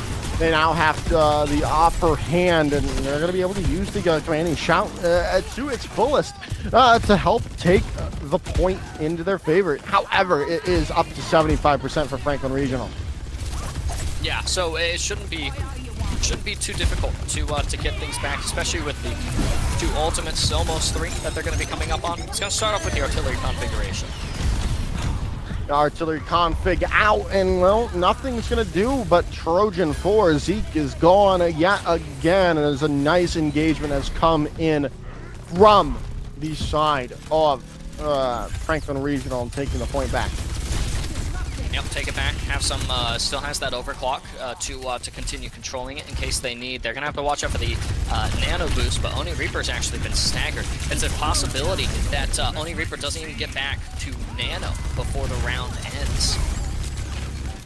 Yeah, this is looking quite harrowing. Yeah, especially losing velocity there. It was almost up to the overclock as well. They are going to get a late touch there, but probably nothing really more than that, especially with Gom going down. It is just Slender left on point, overtime ticking away, and there it goes. Round number 2 goes to Franklin Regional. And this is really, is Monte a good round? Yeah, I can see where Franklin Regional will be like, yeah, that was definitely a better round for us than the starting map where we got walked on by Mercy boosted Reinhardt. I don't think we can let Greater Johnstown D2 forget about that anytime soon. Although I can't remember which team brought up the concept of doing a Ryan 1v1 for that first round. It looks like Zeke is trying to barter once again as well. Probably that deal is not going to fall through, and honestly, if it doesn't, then Greater Johnstown will have to muster up something to ensure that we make it to that mythical round 3. At least for this particular map, Franklin Regional are my favorite on pen and paper, and as well, you know, based on standings and the way that they've been playing so far, the swaps that they've made, the adaptations that they've applied, they're really the teams that should be winning this, especially on a map as favorable to Manga and the comps that he's running as Volcano. Well, we'll see here now. With the changes coming in, Velocity over to the Hanzo for this point is definitely an interesting choice. Especially since it's Mateo is already walking on them with the Reaper Hellfire shotguns from the side. And 2 or 3 shots, they took them down. And now the rest of Franklin Regional can really look to hold on to this point. As Trojan 4 is going to be caught out by the disruptive shot of Sunny Brown. And, well, the first point goes the way of Franklin Regional yet again. Yeah. Greater Johnstown will probably have to... They're going to end up mirroring, actually. That's very scary, honestly, at least from my POV. You've got Apollo and Fluffy Jr. here to support Banana Boat. That's some really nice burst healing, a lot of uptime, and 2 immortality cooldowns compared to Oni Reaper and Golem, who are healing Trojan 4 Zeke here. That's healing over time. That's going to be really tough to sustain. Oh, they're making it work now, though. Dragon Strike's going to come in from Velocity and force away Franklin Regional from the point, and it's going to help. Zeke has made the swap over to the Mauga to take Sunny Bro out now. The Kitsune Rush coming in from Apollo in response, but they've already lost Mateo, and they're about to lose Banana Boat. They do, Slender does go down, and the healing is there from Franklin Regional to keep things going their way for the moment. With the Sound Barrier coming in from Dom, though, it's the perfect opportunity to keep things going. Oh, what a wow! That was Holy. definitely a nice grip, but you were looking for an opportunity to get that slam in, but still, you go down anyway. So I mean, maybe, but hey, who knows? That's a game of who knows, and I don't like to play those games. You know what I just noticed as well is that entire time Franklin Regional never gave up the point, so they're pushing us into last fight territory, especially with the stagger elimination onto Slender, even though it is traded there from It's Mate. The Dragons let loose. I think that Greater Johnstown D2 may still have to wait a little bit longer. Yeah, now with Banana Boat finding Gom out, Velocity is going to go in, rotate around, still, yeah, that's it. Yeah, that's it. Yeah, that's it. Yeah, that's it. There's nothing more really to say, Lord Ethan. Then that's it. Gom is gonna get a last-second touch, but that's not gonna really matter in the long run because there's a Death Blossom coming in from Mateo to take the first, the fight and the first map. Yeah. Once again, I'm glad that we got to see 3 rounds between these 2 teams. But Franklin Regional will will manage to win that one. Really nice stuff from all of the players as well. I'm glad that Velocity gets a little bit of time in the sun. Look at this. Well, I was going to say look at this precision. It's actually a tactical visor kill.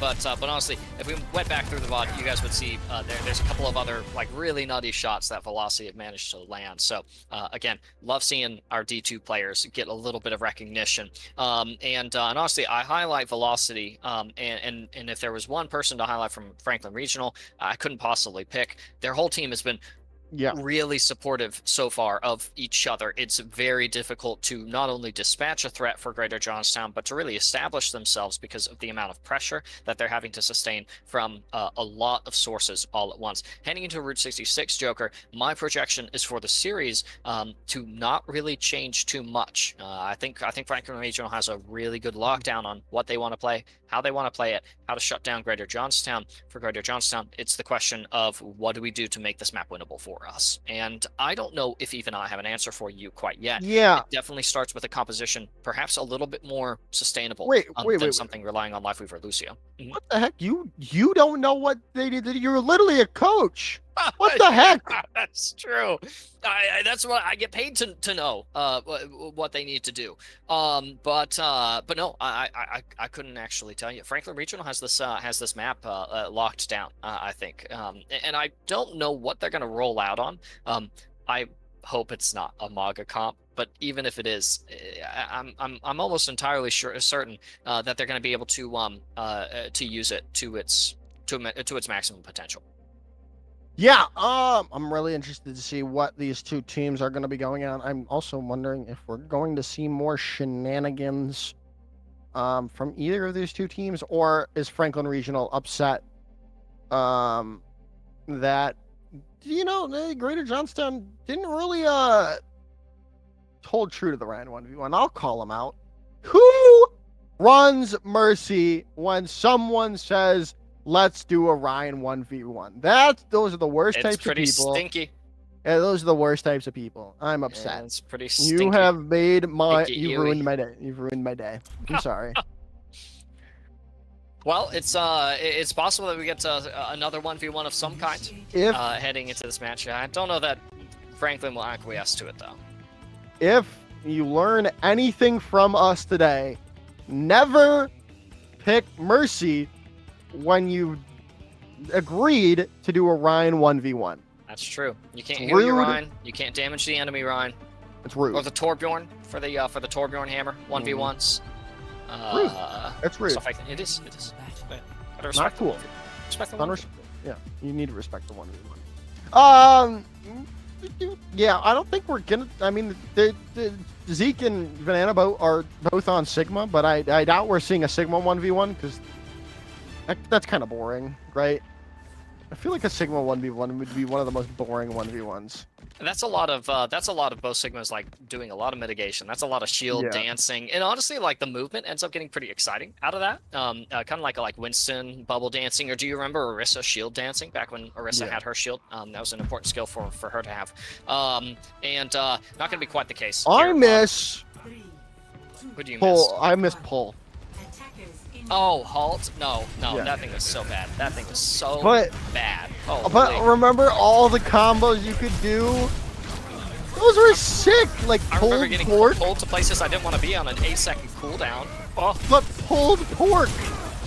I do remember pulled pork. And those pull dragon strike. Yeah. And pull grab. And move a grab. Yup. Yeah. Didn't miss pull. Now we have javelin. And again, that's actually underway as well, Joker, but there isn't much to mention so far. Outside of that, Greater Johnstown has actually slowed down Franklin Regional so far. Only Reaper was able to find Apollo out, and Mateo traded the back, but again, they're now out of the fight. So I mean, Greater Johnstown definitely have the upper hand, especially with Banana Boat falling. Yeah, a little bit of time that Franklin Regional will have to reset. They don't have any like key cooldowns or ultimates, fight con or a win con quite yet, but Fluffy Jr. is getting eerily close to that coalescence, and Slender as well, super close to that molten core. So those two ults end up getting thrown at each other at one point here in the next couple of moments.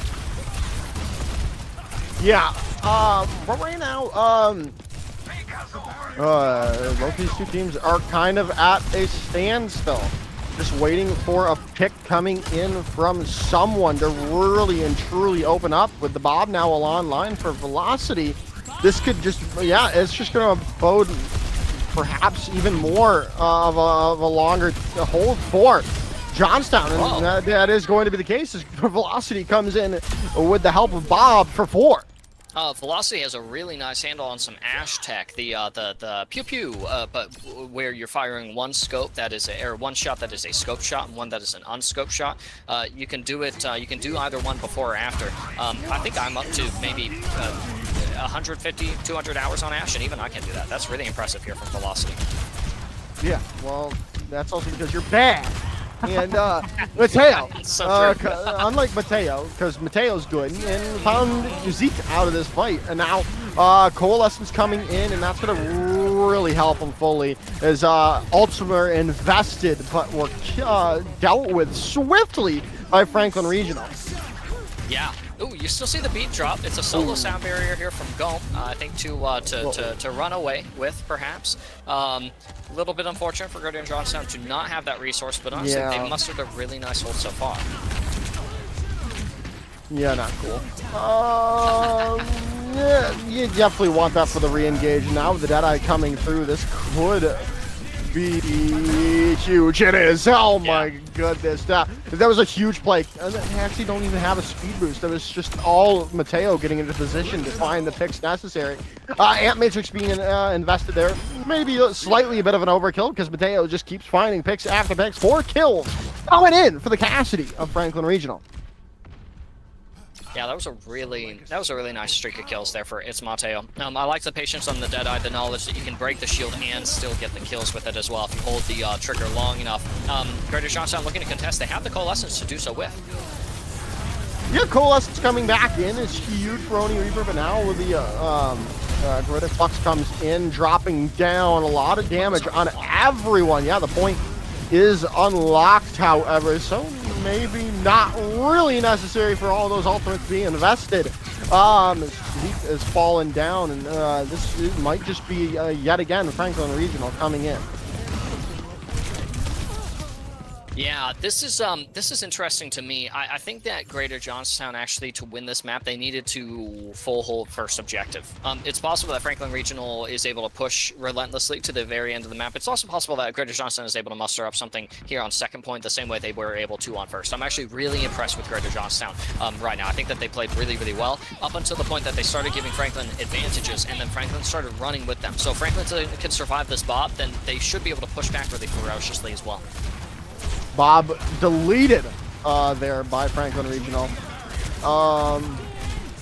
As the is now rotation is going to come in, and Sunnybro is going to take Slender out. Sound Barrier comes in from Gome to try to stabilize, but right now they weren't able to find any picks off the back of it, and they're still just winning this out, but still, Coalescence now comes in from Fluffy Jr. to really push the objective, push forward, and Oni Reaper and Zeke are going to pay because of it. Yeah, and so this is exactly what I'm talking about. It's like you give Franklin Regional even 1 meter, and they're gonna capitalize. They're gonna tenfold it, and all of a sudden you've lost first point, and now all of a sudden lost second point as well. Now Greater Johnstown managing to hold this into a 1 minute time bank here to give them 2.5 minutes for their third point push is a really big deal. And Greater Johnstown will also have ultimates to fall back on, though they will end up losing Slender in the form of a stagger elim. No, Slender actually gets out, but the Gravitic Flux was committed. Flux was committed, and Thunder goes down as Zeke does find Mateo. But a nice engage has come in from Greater Johnstown to start their hold on this on point 3 very early on in the point. I honestly wonder if I like or don't like it from them. Oh, no! Mateo found Mateo 2. able to pop off. Mateo found 2, and the overclock was invested by Sunny Bro. They just got all eaten up, and Velocity was able to take care of them. Yep. Yeah, I don't know if I like or if I don't like what's happening from Greater Johnstown. Maybe I'm ambivalent towards it, this close hold that they're looking to accomplish each time, but this time Trojan Fort does not have cooldowns or supports to help them. So Greater Johnstown going to end up being forced back after trying to hold, maybe bite off a little more than they could chew. Yeah. I still liked the energy behind it, though. Yeah, they've definitely seemed to have bit off more than they could do because, well, they lost a couple of players. And, okay, but Apollo. The Helix Rockets are so good. Yeah, the Helix Rocket, really nice from velocity and still looking to pump in damage from a long range. Thankfully, Oni Reaper is going to come back and really to give them the healing to get back to their team because, well, they're kind of all alone now. Velocity is going to fall down. Sound Mirror is going to come in. Only catches 3. 60 seconds to go, though, and there's still a chance to hold if you are Johnstown, especially if you can find some more picks. And Gom finding Mateo out, really kind of forcing Franklin Region to reset. Yeah, there's actually a really good chance to hold here for Greater Johnstown. For Franklin Regional, they need to not get tripped up by what Greater Johnstown is doing. Putting people on off angles behind them, just pick a target and move is what the game plan needs to be for the attackers.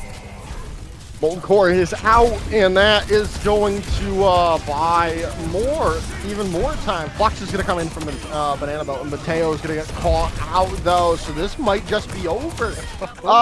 With Velocity finding 3, maybe 4 in the fight. Perhaps is not going to happen. Gom takes down Banana Boat, and there's only 5 seconds to go. There is a chance for a touch, but are they going to get there? They do. Rush is going to come in as well, and they have ultimates to boot. Mateo's in the backline somehow with the Deadeye, and it's going to help take Thunder out. Still, the Coalescence in response coming in from Oni Reaper to try to deal damage and take down Apollo, and Apollo's gone. Banana Boat quickly afterwards, and Gom with the Sound Barrier allowing all the stabilization that Greater Johnstown needs to handle the onslaught from Franklin Regional, holding them on point number 3, setting their win condition. How interesting. I mean, what an interesting starting around here for Route 66. Interesting. Yeah, very interesting. Greater Johnstown has some tricks up their sleeve, and I mean, you can only do so much to slow down Banana Boat and Mateo, Sunny, and the rest of the Franklin squad from popping off. But right now, that little that you need to do is getting done by Greater Johnstown. Really nice hold that they managed to conjure up, and now they just need a good push. But as I said in previous series, the full hold on first point of any escort map is a relatively uncomplicated endeavor. For Franklin Regional, they have a very clear win condition, and that is, again, do not get stymied by the individualistic plays that Greater Johnstown are making. Let them go for their solo plays. You guys play as a team, and you should be able to hold. But playing as a team is easier said than done. Playing solo can net a lot of value, and that might just be the weakness that Greater Johnstown is looking to trigger or target to make sure that they see a third map in this series. Yeah, they've got to figure it out here. Like they've set themselves up to a pretty good win count. Like stopping them at the doorsteps of point number 3, pretty much. But again, you got to get there, and that is the first hurdle they need to overcome, which is the first point, which is a lot easier said than done. And we'll see if they can do so. Apollo is getting caught out. No, we're going to be able to teleport away, swift step away. But Fluffy Jr. is going to get caught out there by the skill orb of Oni Reaper, and another one's gonna go down. Sunny Bro is gone. Apollo is gonna trade it back, but you need to be able to find more if you are Franklin Regional right now, and losing it. It's Mateo is not going to be good. No, it means that you have to absolutely back up here. I think Banana Boat is probably doing a little bit of limit testing. We do like to see it, but we also like seeing teams stay safe here, and that's exactly what Franklin Regional are going to do, as long as we don't lose Apollo, who is dueling actually quite compellingly. Slender on the high ground manages to win that too. Yeah, a huge win coming in from but well, maybe not any longer as velocity is found too. Banana Boat is gone, and Apollo, well, no, he's gonna swift step away, but it's not looking too hot for him right now, with Johnstown capturing point 1. It's looking quite difficult actually for Franklin Regional to keep a firm grasp on that first point. What is going to make the second point even a little more complicated is the fact that GOM has that sound barrier. A big win condition for Franklin is if they can get that sound barrier out early with the like Kitsune Rush that Apollo has, because you really want Banana Boat to have a free grab. There's Mateo coming in from the side with those Hellfire shotguns that do Mateo kills. Oh, and there it is. There's the early sound barrier coming in. They are going to be able to take down its Mateo, but they have the Death Blossom for this next fight. They have the grab. Apollo, however, investing into this with the Kitsune Rush to try to hold out onto this point. And now the overclock coming in from Sunny Bro as well, but you've lost Apollo and Fluffy Jr. now. Yeah, and so that's just, oh man, that's edge after edge of advantages that that Greater Johnstown now has in their back pocket, and not only that, 3 ultimates with which to win this next and arguably most meaningful fight of this map. It's possible, Joker, that this third matchup of the day gets us our third map, depending on if Banana Boat can get something big with Grab here. Yeah, grab could definitely be massive, but they might not even need it now. Please don't use it. Please don't use it. I'm like, no, they used the coalescence now. No! They did. Come Fluffy on, Jr. wants that KP. You didn't need the coalescence at all. Oh, Where's Zeke going? Zeke, what are you doing? Stop! Well, you know, it does give you a little bit of mobility. Let you conceivably come back out faster and push you in a position to find this opening pick onto Mateo, already down their fate. Going insane. Now your Flux is going to be invested here. You have you don't have enough charge to do the damage, which would have been great to have the coalescence there. Now Mateo's gone, but Banana Boat is so low. They are going to get some healing, but it's just not enough. And Greater Johnstown are able to come back and take the fight. Oh, that's so tough. You know, there were a couple of Sunny Bro and Apollo. You know, if they're able to live just a little bit longer, maybe something happens or starts to happen for Franklin Regional. But there's a lot that's going to have to happen now, because the payload is what, 32 meters from the finish line, and Greater Johnstown once again has 3 ultimates. A steep advantage here for this last point. We're definitely going to map 3 Joker. Yeah, it definitely looks to be in the cards for it right now. The Banana Boats made the swap over to the Ramatra. Are going to be able to get 2 pummel kills there early on. Now GOM investing the sound barrier, going to only connect on to themselves. And well, they might be able to hold on even longer, especially with the kills coming maybe their way. The Riptire is going to find... What? How did that find 3?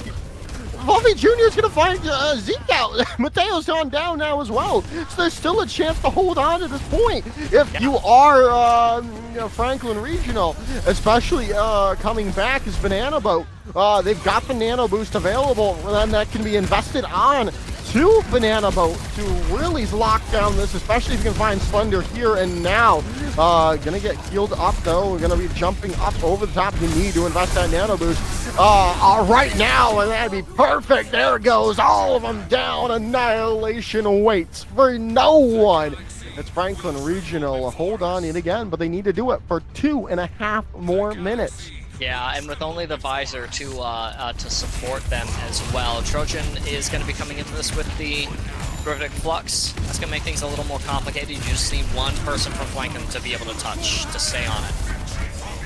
Flux comes in, and we almost got the Flux 9, but it's all but over here, Lord Ethan. We're just waiting out. They've got a little bit left to go. Fluffy Jr.'s down, and it is just Banana Boat left on the point. A nice anti-nade there, though, but it's just not going to be enough. Mateo's still there. The tactical visor coming in as well. Soundberry, though, gonna really help solidify everything. Sunny Bro found out, and there it is. Map number 2 goes the way of Greater Johnstown. It does. That sends us into map 3, which is absolutely fantastic. I think that, oh my goodness, I actually need to figure out what the third map is, because New Junk City. Or New we never Queen. get there. One of the two. New Queen Street, yeah. Oh, we're going to Toronto. How wonderful. Also wonderful was this Nano Annihilate, as I call it. And really, what we got to see there in that clip, Joker, was one thing that Franklin could perhaps see about doing to make sure that that they have a better chance here in New Queen Street, which is always so much fun to watch. I love watching these high school teams play push. They don't play it too differently from the rest of us, but they have their own read on the map. This young intuition on how to play Overwatch. It is actually worth paying close attention to how these teams tackle this particular map type. And in that regard, I think for Franklin, they just got to be wary about the costs of these fights. Some of the fight wins, honestly, Joker, some of the fight losses ended up being so incredibly expensive. You want to know what I call Nano Annihilation? What do you call it? It's not an annihilate for you? No. God, no. That's What do you call it? Mega Death Sauce with Liquid Rage. Excuse me? Yeah. Right? Sick, right? Mega Death Sauce with Liquid Rage. Yeah, it's a hot sauce. I think that's longer than Ramatra's April Fool's voice line. Don't Suffer care. as I, Ramatra, has suffered. Don't Hey, get care. out of my room, Joker. Don't care. I can't reach you. Don't care. Mega Death Sauce with Liquid Rage. Liquid Rage. Oh my goodness. You know A what? hot That sauce. actually is. Where did you get that from? It's a hot sauce. Oh, that's pretty cool. I wouldn't know that. I only do spicy in like my non-American cuisine. I think actually. So the hot sauces and spices lost Love on me. hot sauce. Love hot sauce. Ooh. I love hot sauce too. He's a go. Yeah, that the caster and the food, great. Yeah, we're headed. Great street. Yeah, we're going to our last point. We're going to point map number 3 for the afternoon. Mr. Lord Thiethan, Yeah. get it together. I We've can't. got I'm having too much fun. we've got casting to do, and now you're laughing. I'm locking How in. are you gonna do this? Yeah, lock I'm it not. in. I'm barely hanging in there, Joker. It's like, you know that one GIF, the anime GIF of the guy going insane and then he just locks in? That needs to be you right now. Yeah, that is actually. I feel like Pedro Pascal in his audition reel. He's laughing, going into crying. That's probably, regardless of the outcome of this match, that is going to be me, by the way. New Queen Street, it's the push game mode. Very easy, straightforward. You take the bot at the middle, the robot, I think we call him Jeff or Gary. I can't just remember. call him the Timmy. bot. Yeah, I call him the bot. You take the push bot and push him from the middle of Is the map it- to it's the literally- very end of the map.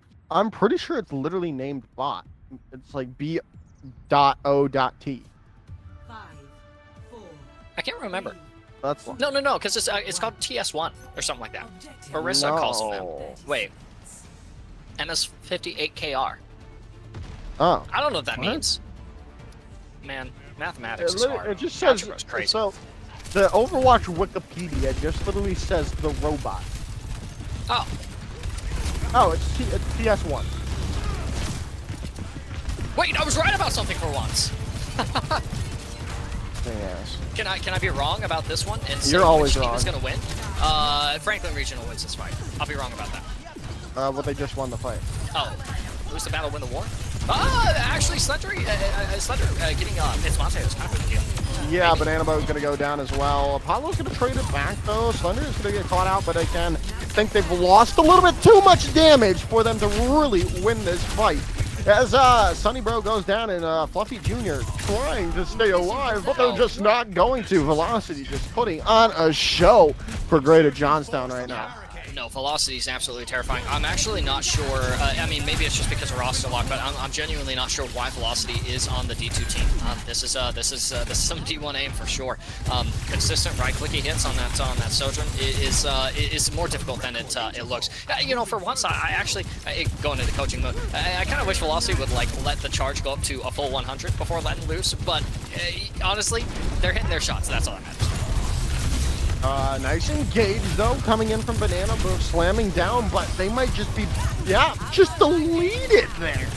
Sunny Bro and Co are going to turn it around though with 2 picks of their own. Another pick coming in from Mateo from the back, who going to be able to stop them at the doorstep of the forward spawns. Oh my goodness, we get Fluffy Jr. onto Mercy as well, which I might be misremembering, but I think that's actually one of their signature characters too. But Mercy on... She's tough. She is in a really tough spot right now, admittedly. But it's just the point that you kind of need to play Lucio right now. Right? You would think on the push mode. Actually, yeah, you would think. But you know, the fact is that if you can enable Sunny Bro in these matchups, especially against Velocity, that might be an edge to explore. Oof, Banana Boat might need to swap off of this. Off the Amalga, because they haven't really been able to stay in fights long enough to make work done. And Velocity is going to be able to find Mateo out, and the res did come through, but yeah. I don't know. I don't think the Malga's gonna be stay working here, Chief. There's so much damage to be dealing with, and admittedly, a lot of it is coming from Velocity.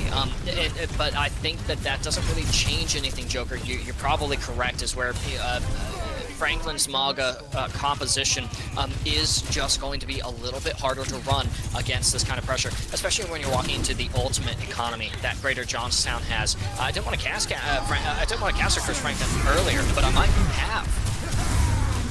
Riptire comes through. Mateo takes down 2 with it. Thanks to the cage fight from Banana Boat. They did. Did they lose? Did they get no, they didn't. They did not get the forward spawns. That's huge. That's huge. Right? Wait. Yeah, no, that is really big. Oh no, forward spawn just got denied. So actually, Greater Johnstown is going to be able to have kind of a quick engagement. They don't have Velocity. That is huge for Franklin Regional. Now Banana Boat's found Zeke out as well, and they're going to look for the support line here as well, with the slam coming through after the charge, and Sunny Bro is going to be able to follow up onto it, take Oni Reaper out. They're trying to get back into this place where they can really engage, but Gom now out of the fight as well here, as they might just have to give up more space. Greater Johnstown just needs to not stagger here, recontest at the last possible moment, and just not die early, not take so much damage, which Zeke is already under so much pressure. You might actually see Franklin Regional equalize here. They have not equalized yet, thanks to the Flux, and now the overclock from Velocity from the back line.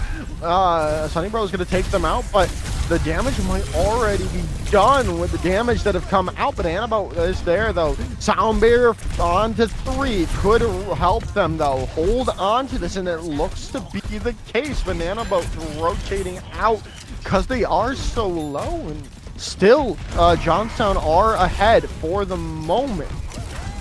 They are, but it's such a narrow lead. Yeah. I think it's a 0.3 meter difference actually, and Greater Johnstown goes right back on the defensive.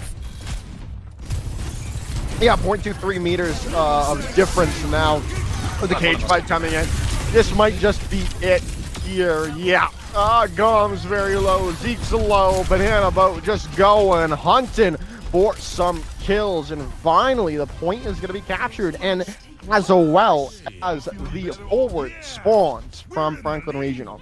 For the rest of the match, guys, pay close attention to the kill feed and the Fluffy Jr. assists. I haven't actually noticed it too much so far. I actually think that Fluffy Jr.'s value, part of it is in the ultimate economy, helping players get their ultimates a little bit faster. That's why we saw Banana Boat with such a rapid cage just now. Yeah, I have to agree with you there. But we'll see. Velocity's on an off angle looking for damage, but it's Mateo. Mateo's down slender yet again. So I mean, there's still just this might just be a done. This fight here, especially if another pick comes in their way and a nice slam coming in on to Trojan onto Zeke there. Riptire's out for Mateo as well, and they're looking for that to come in, and there it is. The supports are gone, and Wow. that's the fight. Mind games with the tire, absolutely maybe not. beautiful stuff from It's Mateo. But you're right, Joker. It's swinging. Oh, maybe not. Yeah, with Velocity coming in with the overclock. Oh my goodness, the shooting range lined up perfectly for Velocity and dropping them down like they're James Bond 007. I mean, that was wild. No, Velocity on the hit scan, honestly, on any DPS might be absolutely scary. Definitely I'd like actually kill. love to see what a 1v1 matchup looks like between like Velocity and Mr. Gary or something like that, you know, from Winver. Maybe at the end of the season. Yeah, maybe during TEC Con, whenever that comes out. So, but right now, rotation is just coming back. I mean, obviously you have a lot of space, not a lot of space, but space to give if you are the side of Franklin Regional, especially with the cage fight coming in, and you're getting nano boosted as well. You're just going to be able to wipe any real, yeah, and Velocity just kind of gave up there in the end. The team kill comes through. Yeah, knows that they got to reset with the rest of the team. Love seeing high level understanding from D2 Overwatch. Yeah, that's true. Which is a huge advantage for Franklin. They'll have to play full Flux though. Yeah, Flux is gonna catch out Mateo. What? Oh my goodness, it didn't. Okay, they're finally gonna take down Mateo, and Fluffy Jr. went down as well. So, yeah, they are just going to quickly get it back in their favor. But again, there's a minute 40 to go. There's 40 meters or 36 meters to go, right?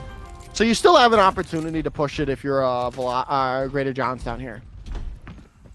Yeah, but that opportunity is slimming. Look at that time bank. 130 remaining. There's still quite a bit of distance that Greater Johnstown needs to get to, and the fight seems to be And you have happening. no ultimates. Yeah, that's another part of it, especially when you got support ults and the overclock that you're playing into. This is going to be challenging here for Greater Johnstown. It really is. You do get the forward spawns, though, now, if you are Greater Johnstown. But you need to win this fight off the back of it, and now losing 2 players is not what you wanted to see. 60 seconds to go between between whoever will win this map. Is Sunny Bro going to be using their overclock? Unfortunately, it's the only ult that that Franklin had to use. Maybe they might not have needed to use it in the first place, but fact is, like, for that to be the only ult that that you end up spending, that's not a bad thing. Banana Boat has another cage, by the way. That's terrifying. That's so gross, and you're not going to even need to use it now. No, not yet. You could just use it to end it all off, really, if you are Banana Boat, but you might not even need it with Gom going down there. And a lot of people are separated from their supports, and Banana Boat is just going to keep pushing forward. Velocity is completely on the other side of the map right now, and are going to go down. Now they've got the respawns back. This is a perfect chance to use the cage fight, really, if you are a Banana Boat. But the Trojan, the Zeke's going to go down. It's all but over here with the Riptire, or the cage fight being invested. Dom goes down. And that really is the end of it all. Franklin Regional take the map and the series now in a 2-1 fashion. GG's to both squads. Manga Cops Kind of sleeper. are surprisingly tough, actually. He's not a good character. He has the same weaknesses, excuse me, that Roadhog has, that we've all said. Roadhog is a trash hero for X amount of years, depending on who you are. And honestly, Greater Johnstown, you guys played that exceptionally well. Velocity was a lot of fun to watch this series, and actually, I'm sorry, Franklin, but I'm gonna give it away. The way to beat the Maga comp is don't get stunned. If anyone on the team gets stunned by Maga's shift, his slam, you will actually lose the fight, because you'll lose someone to that stun. I absolutely promise you. Or you'll have to use cooldowns that you would have wanted later in the fight, Yeah. right? So if you get stunned, you lose. That's a fight that you lose almost every single time. And you have to wait out the E. You have to go in, bait out the Cardiac Overdrive, which is where he gets damage resistance and healing for himself and allies, nearby allies. And then you have to go back in once that E is done. Without that ebb and flow, there's no winning against Maga, because Maga is, unsurprisingly, an all-in kind of character. You do your poking, and then you go in for the slam, you get the stun, you win the fight for free off of that because you used your E, and they can't get away, right? And that's honestly the kind of pattern that we got to see a little bit from Franklin capitalizing on. But really, Joker, it was the fulfillment of a win condition, which was don't get caught up by the individualism of Greater Johnstown, which was a lot of fun to watch, by the way. Golem, Slender, Velocity, you guys are a blast. And for Franklin, it was fulfillment of that win condition and just, playing their composition well. A lot of the timings for Johnstown were not too far off the mark. Just some weird fight cons that we ended up getting to see there. Some fights maybe that Johnstown could have taken a little bit earlier, or maybe even completely opted out of, right? Franklin gets to continue padding the stats, continue staying up there in the leaderboard. Greater Johnstown, they actually just got to give us a banger of a show today. Yeah. That's the win. It was great stuff all around. And that is, there's no better way to end off the afternoon of Overwatch than with a 3-map series. And that is going to be it from us at TEC. Thank you all for watching. It's been me, Joker's Ransom, him, Lord Thethan, and our production staff of Man Can Man. Thank you all for watching, and wherever you are in the world, have a wonderful rest of your day.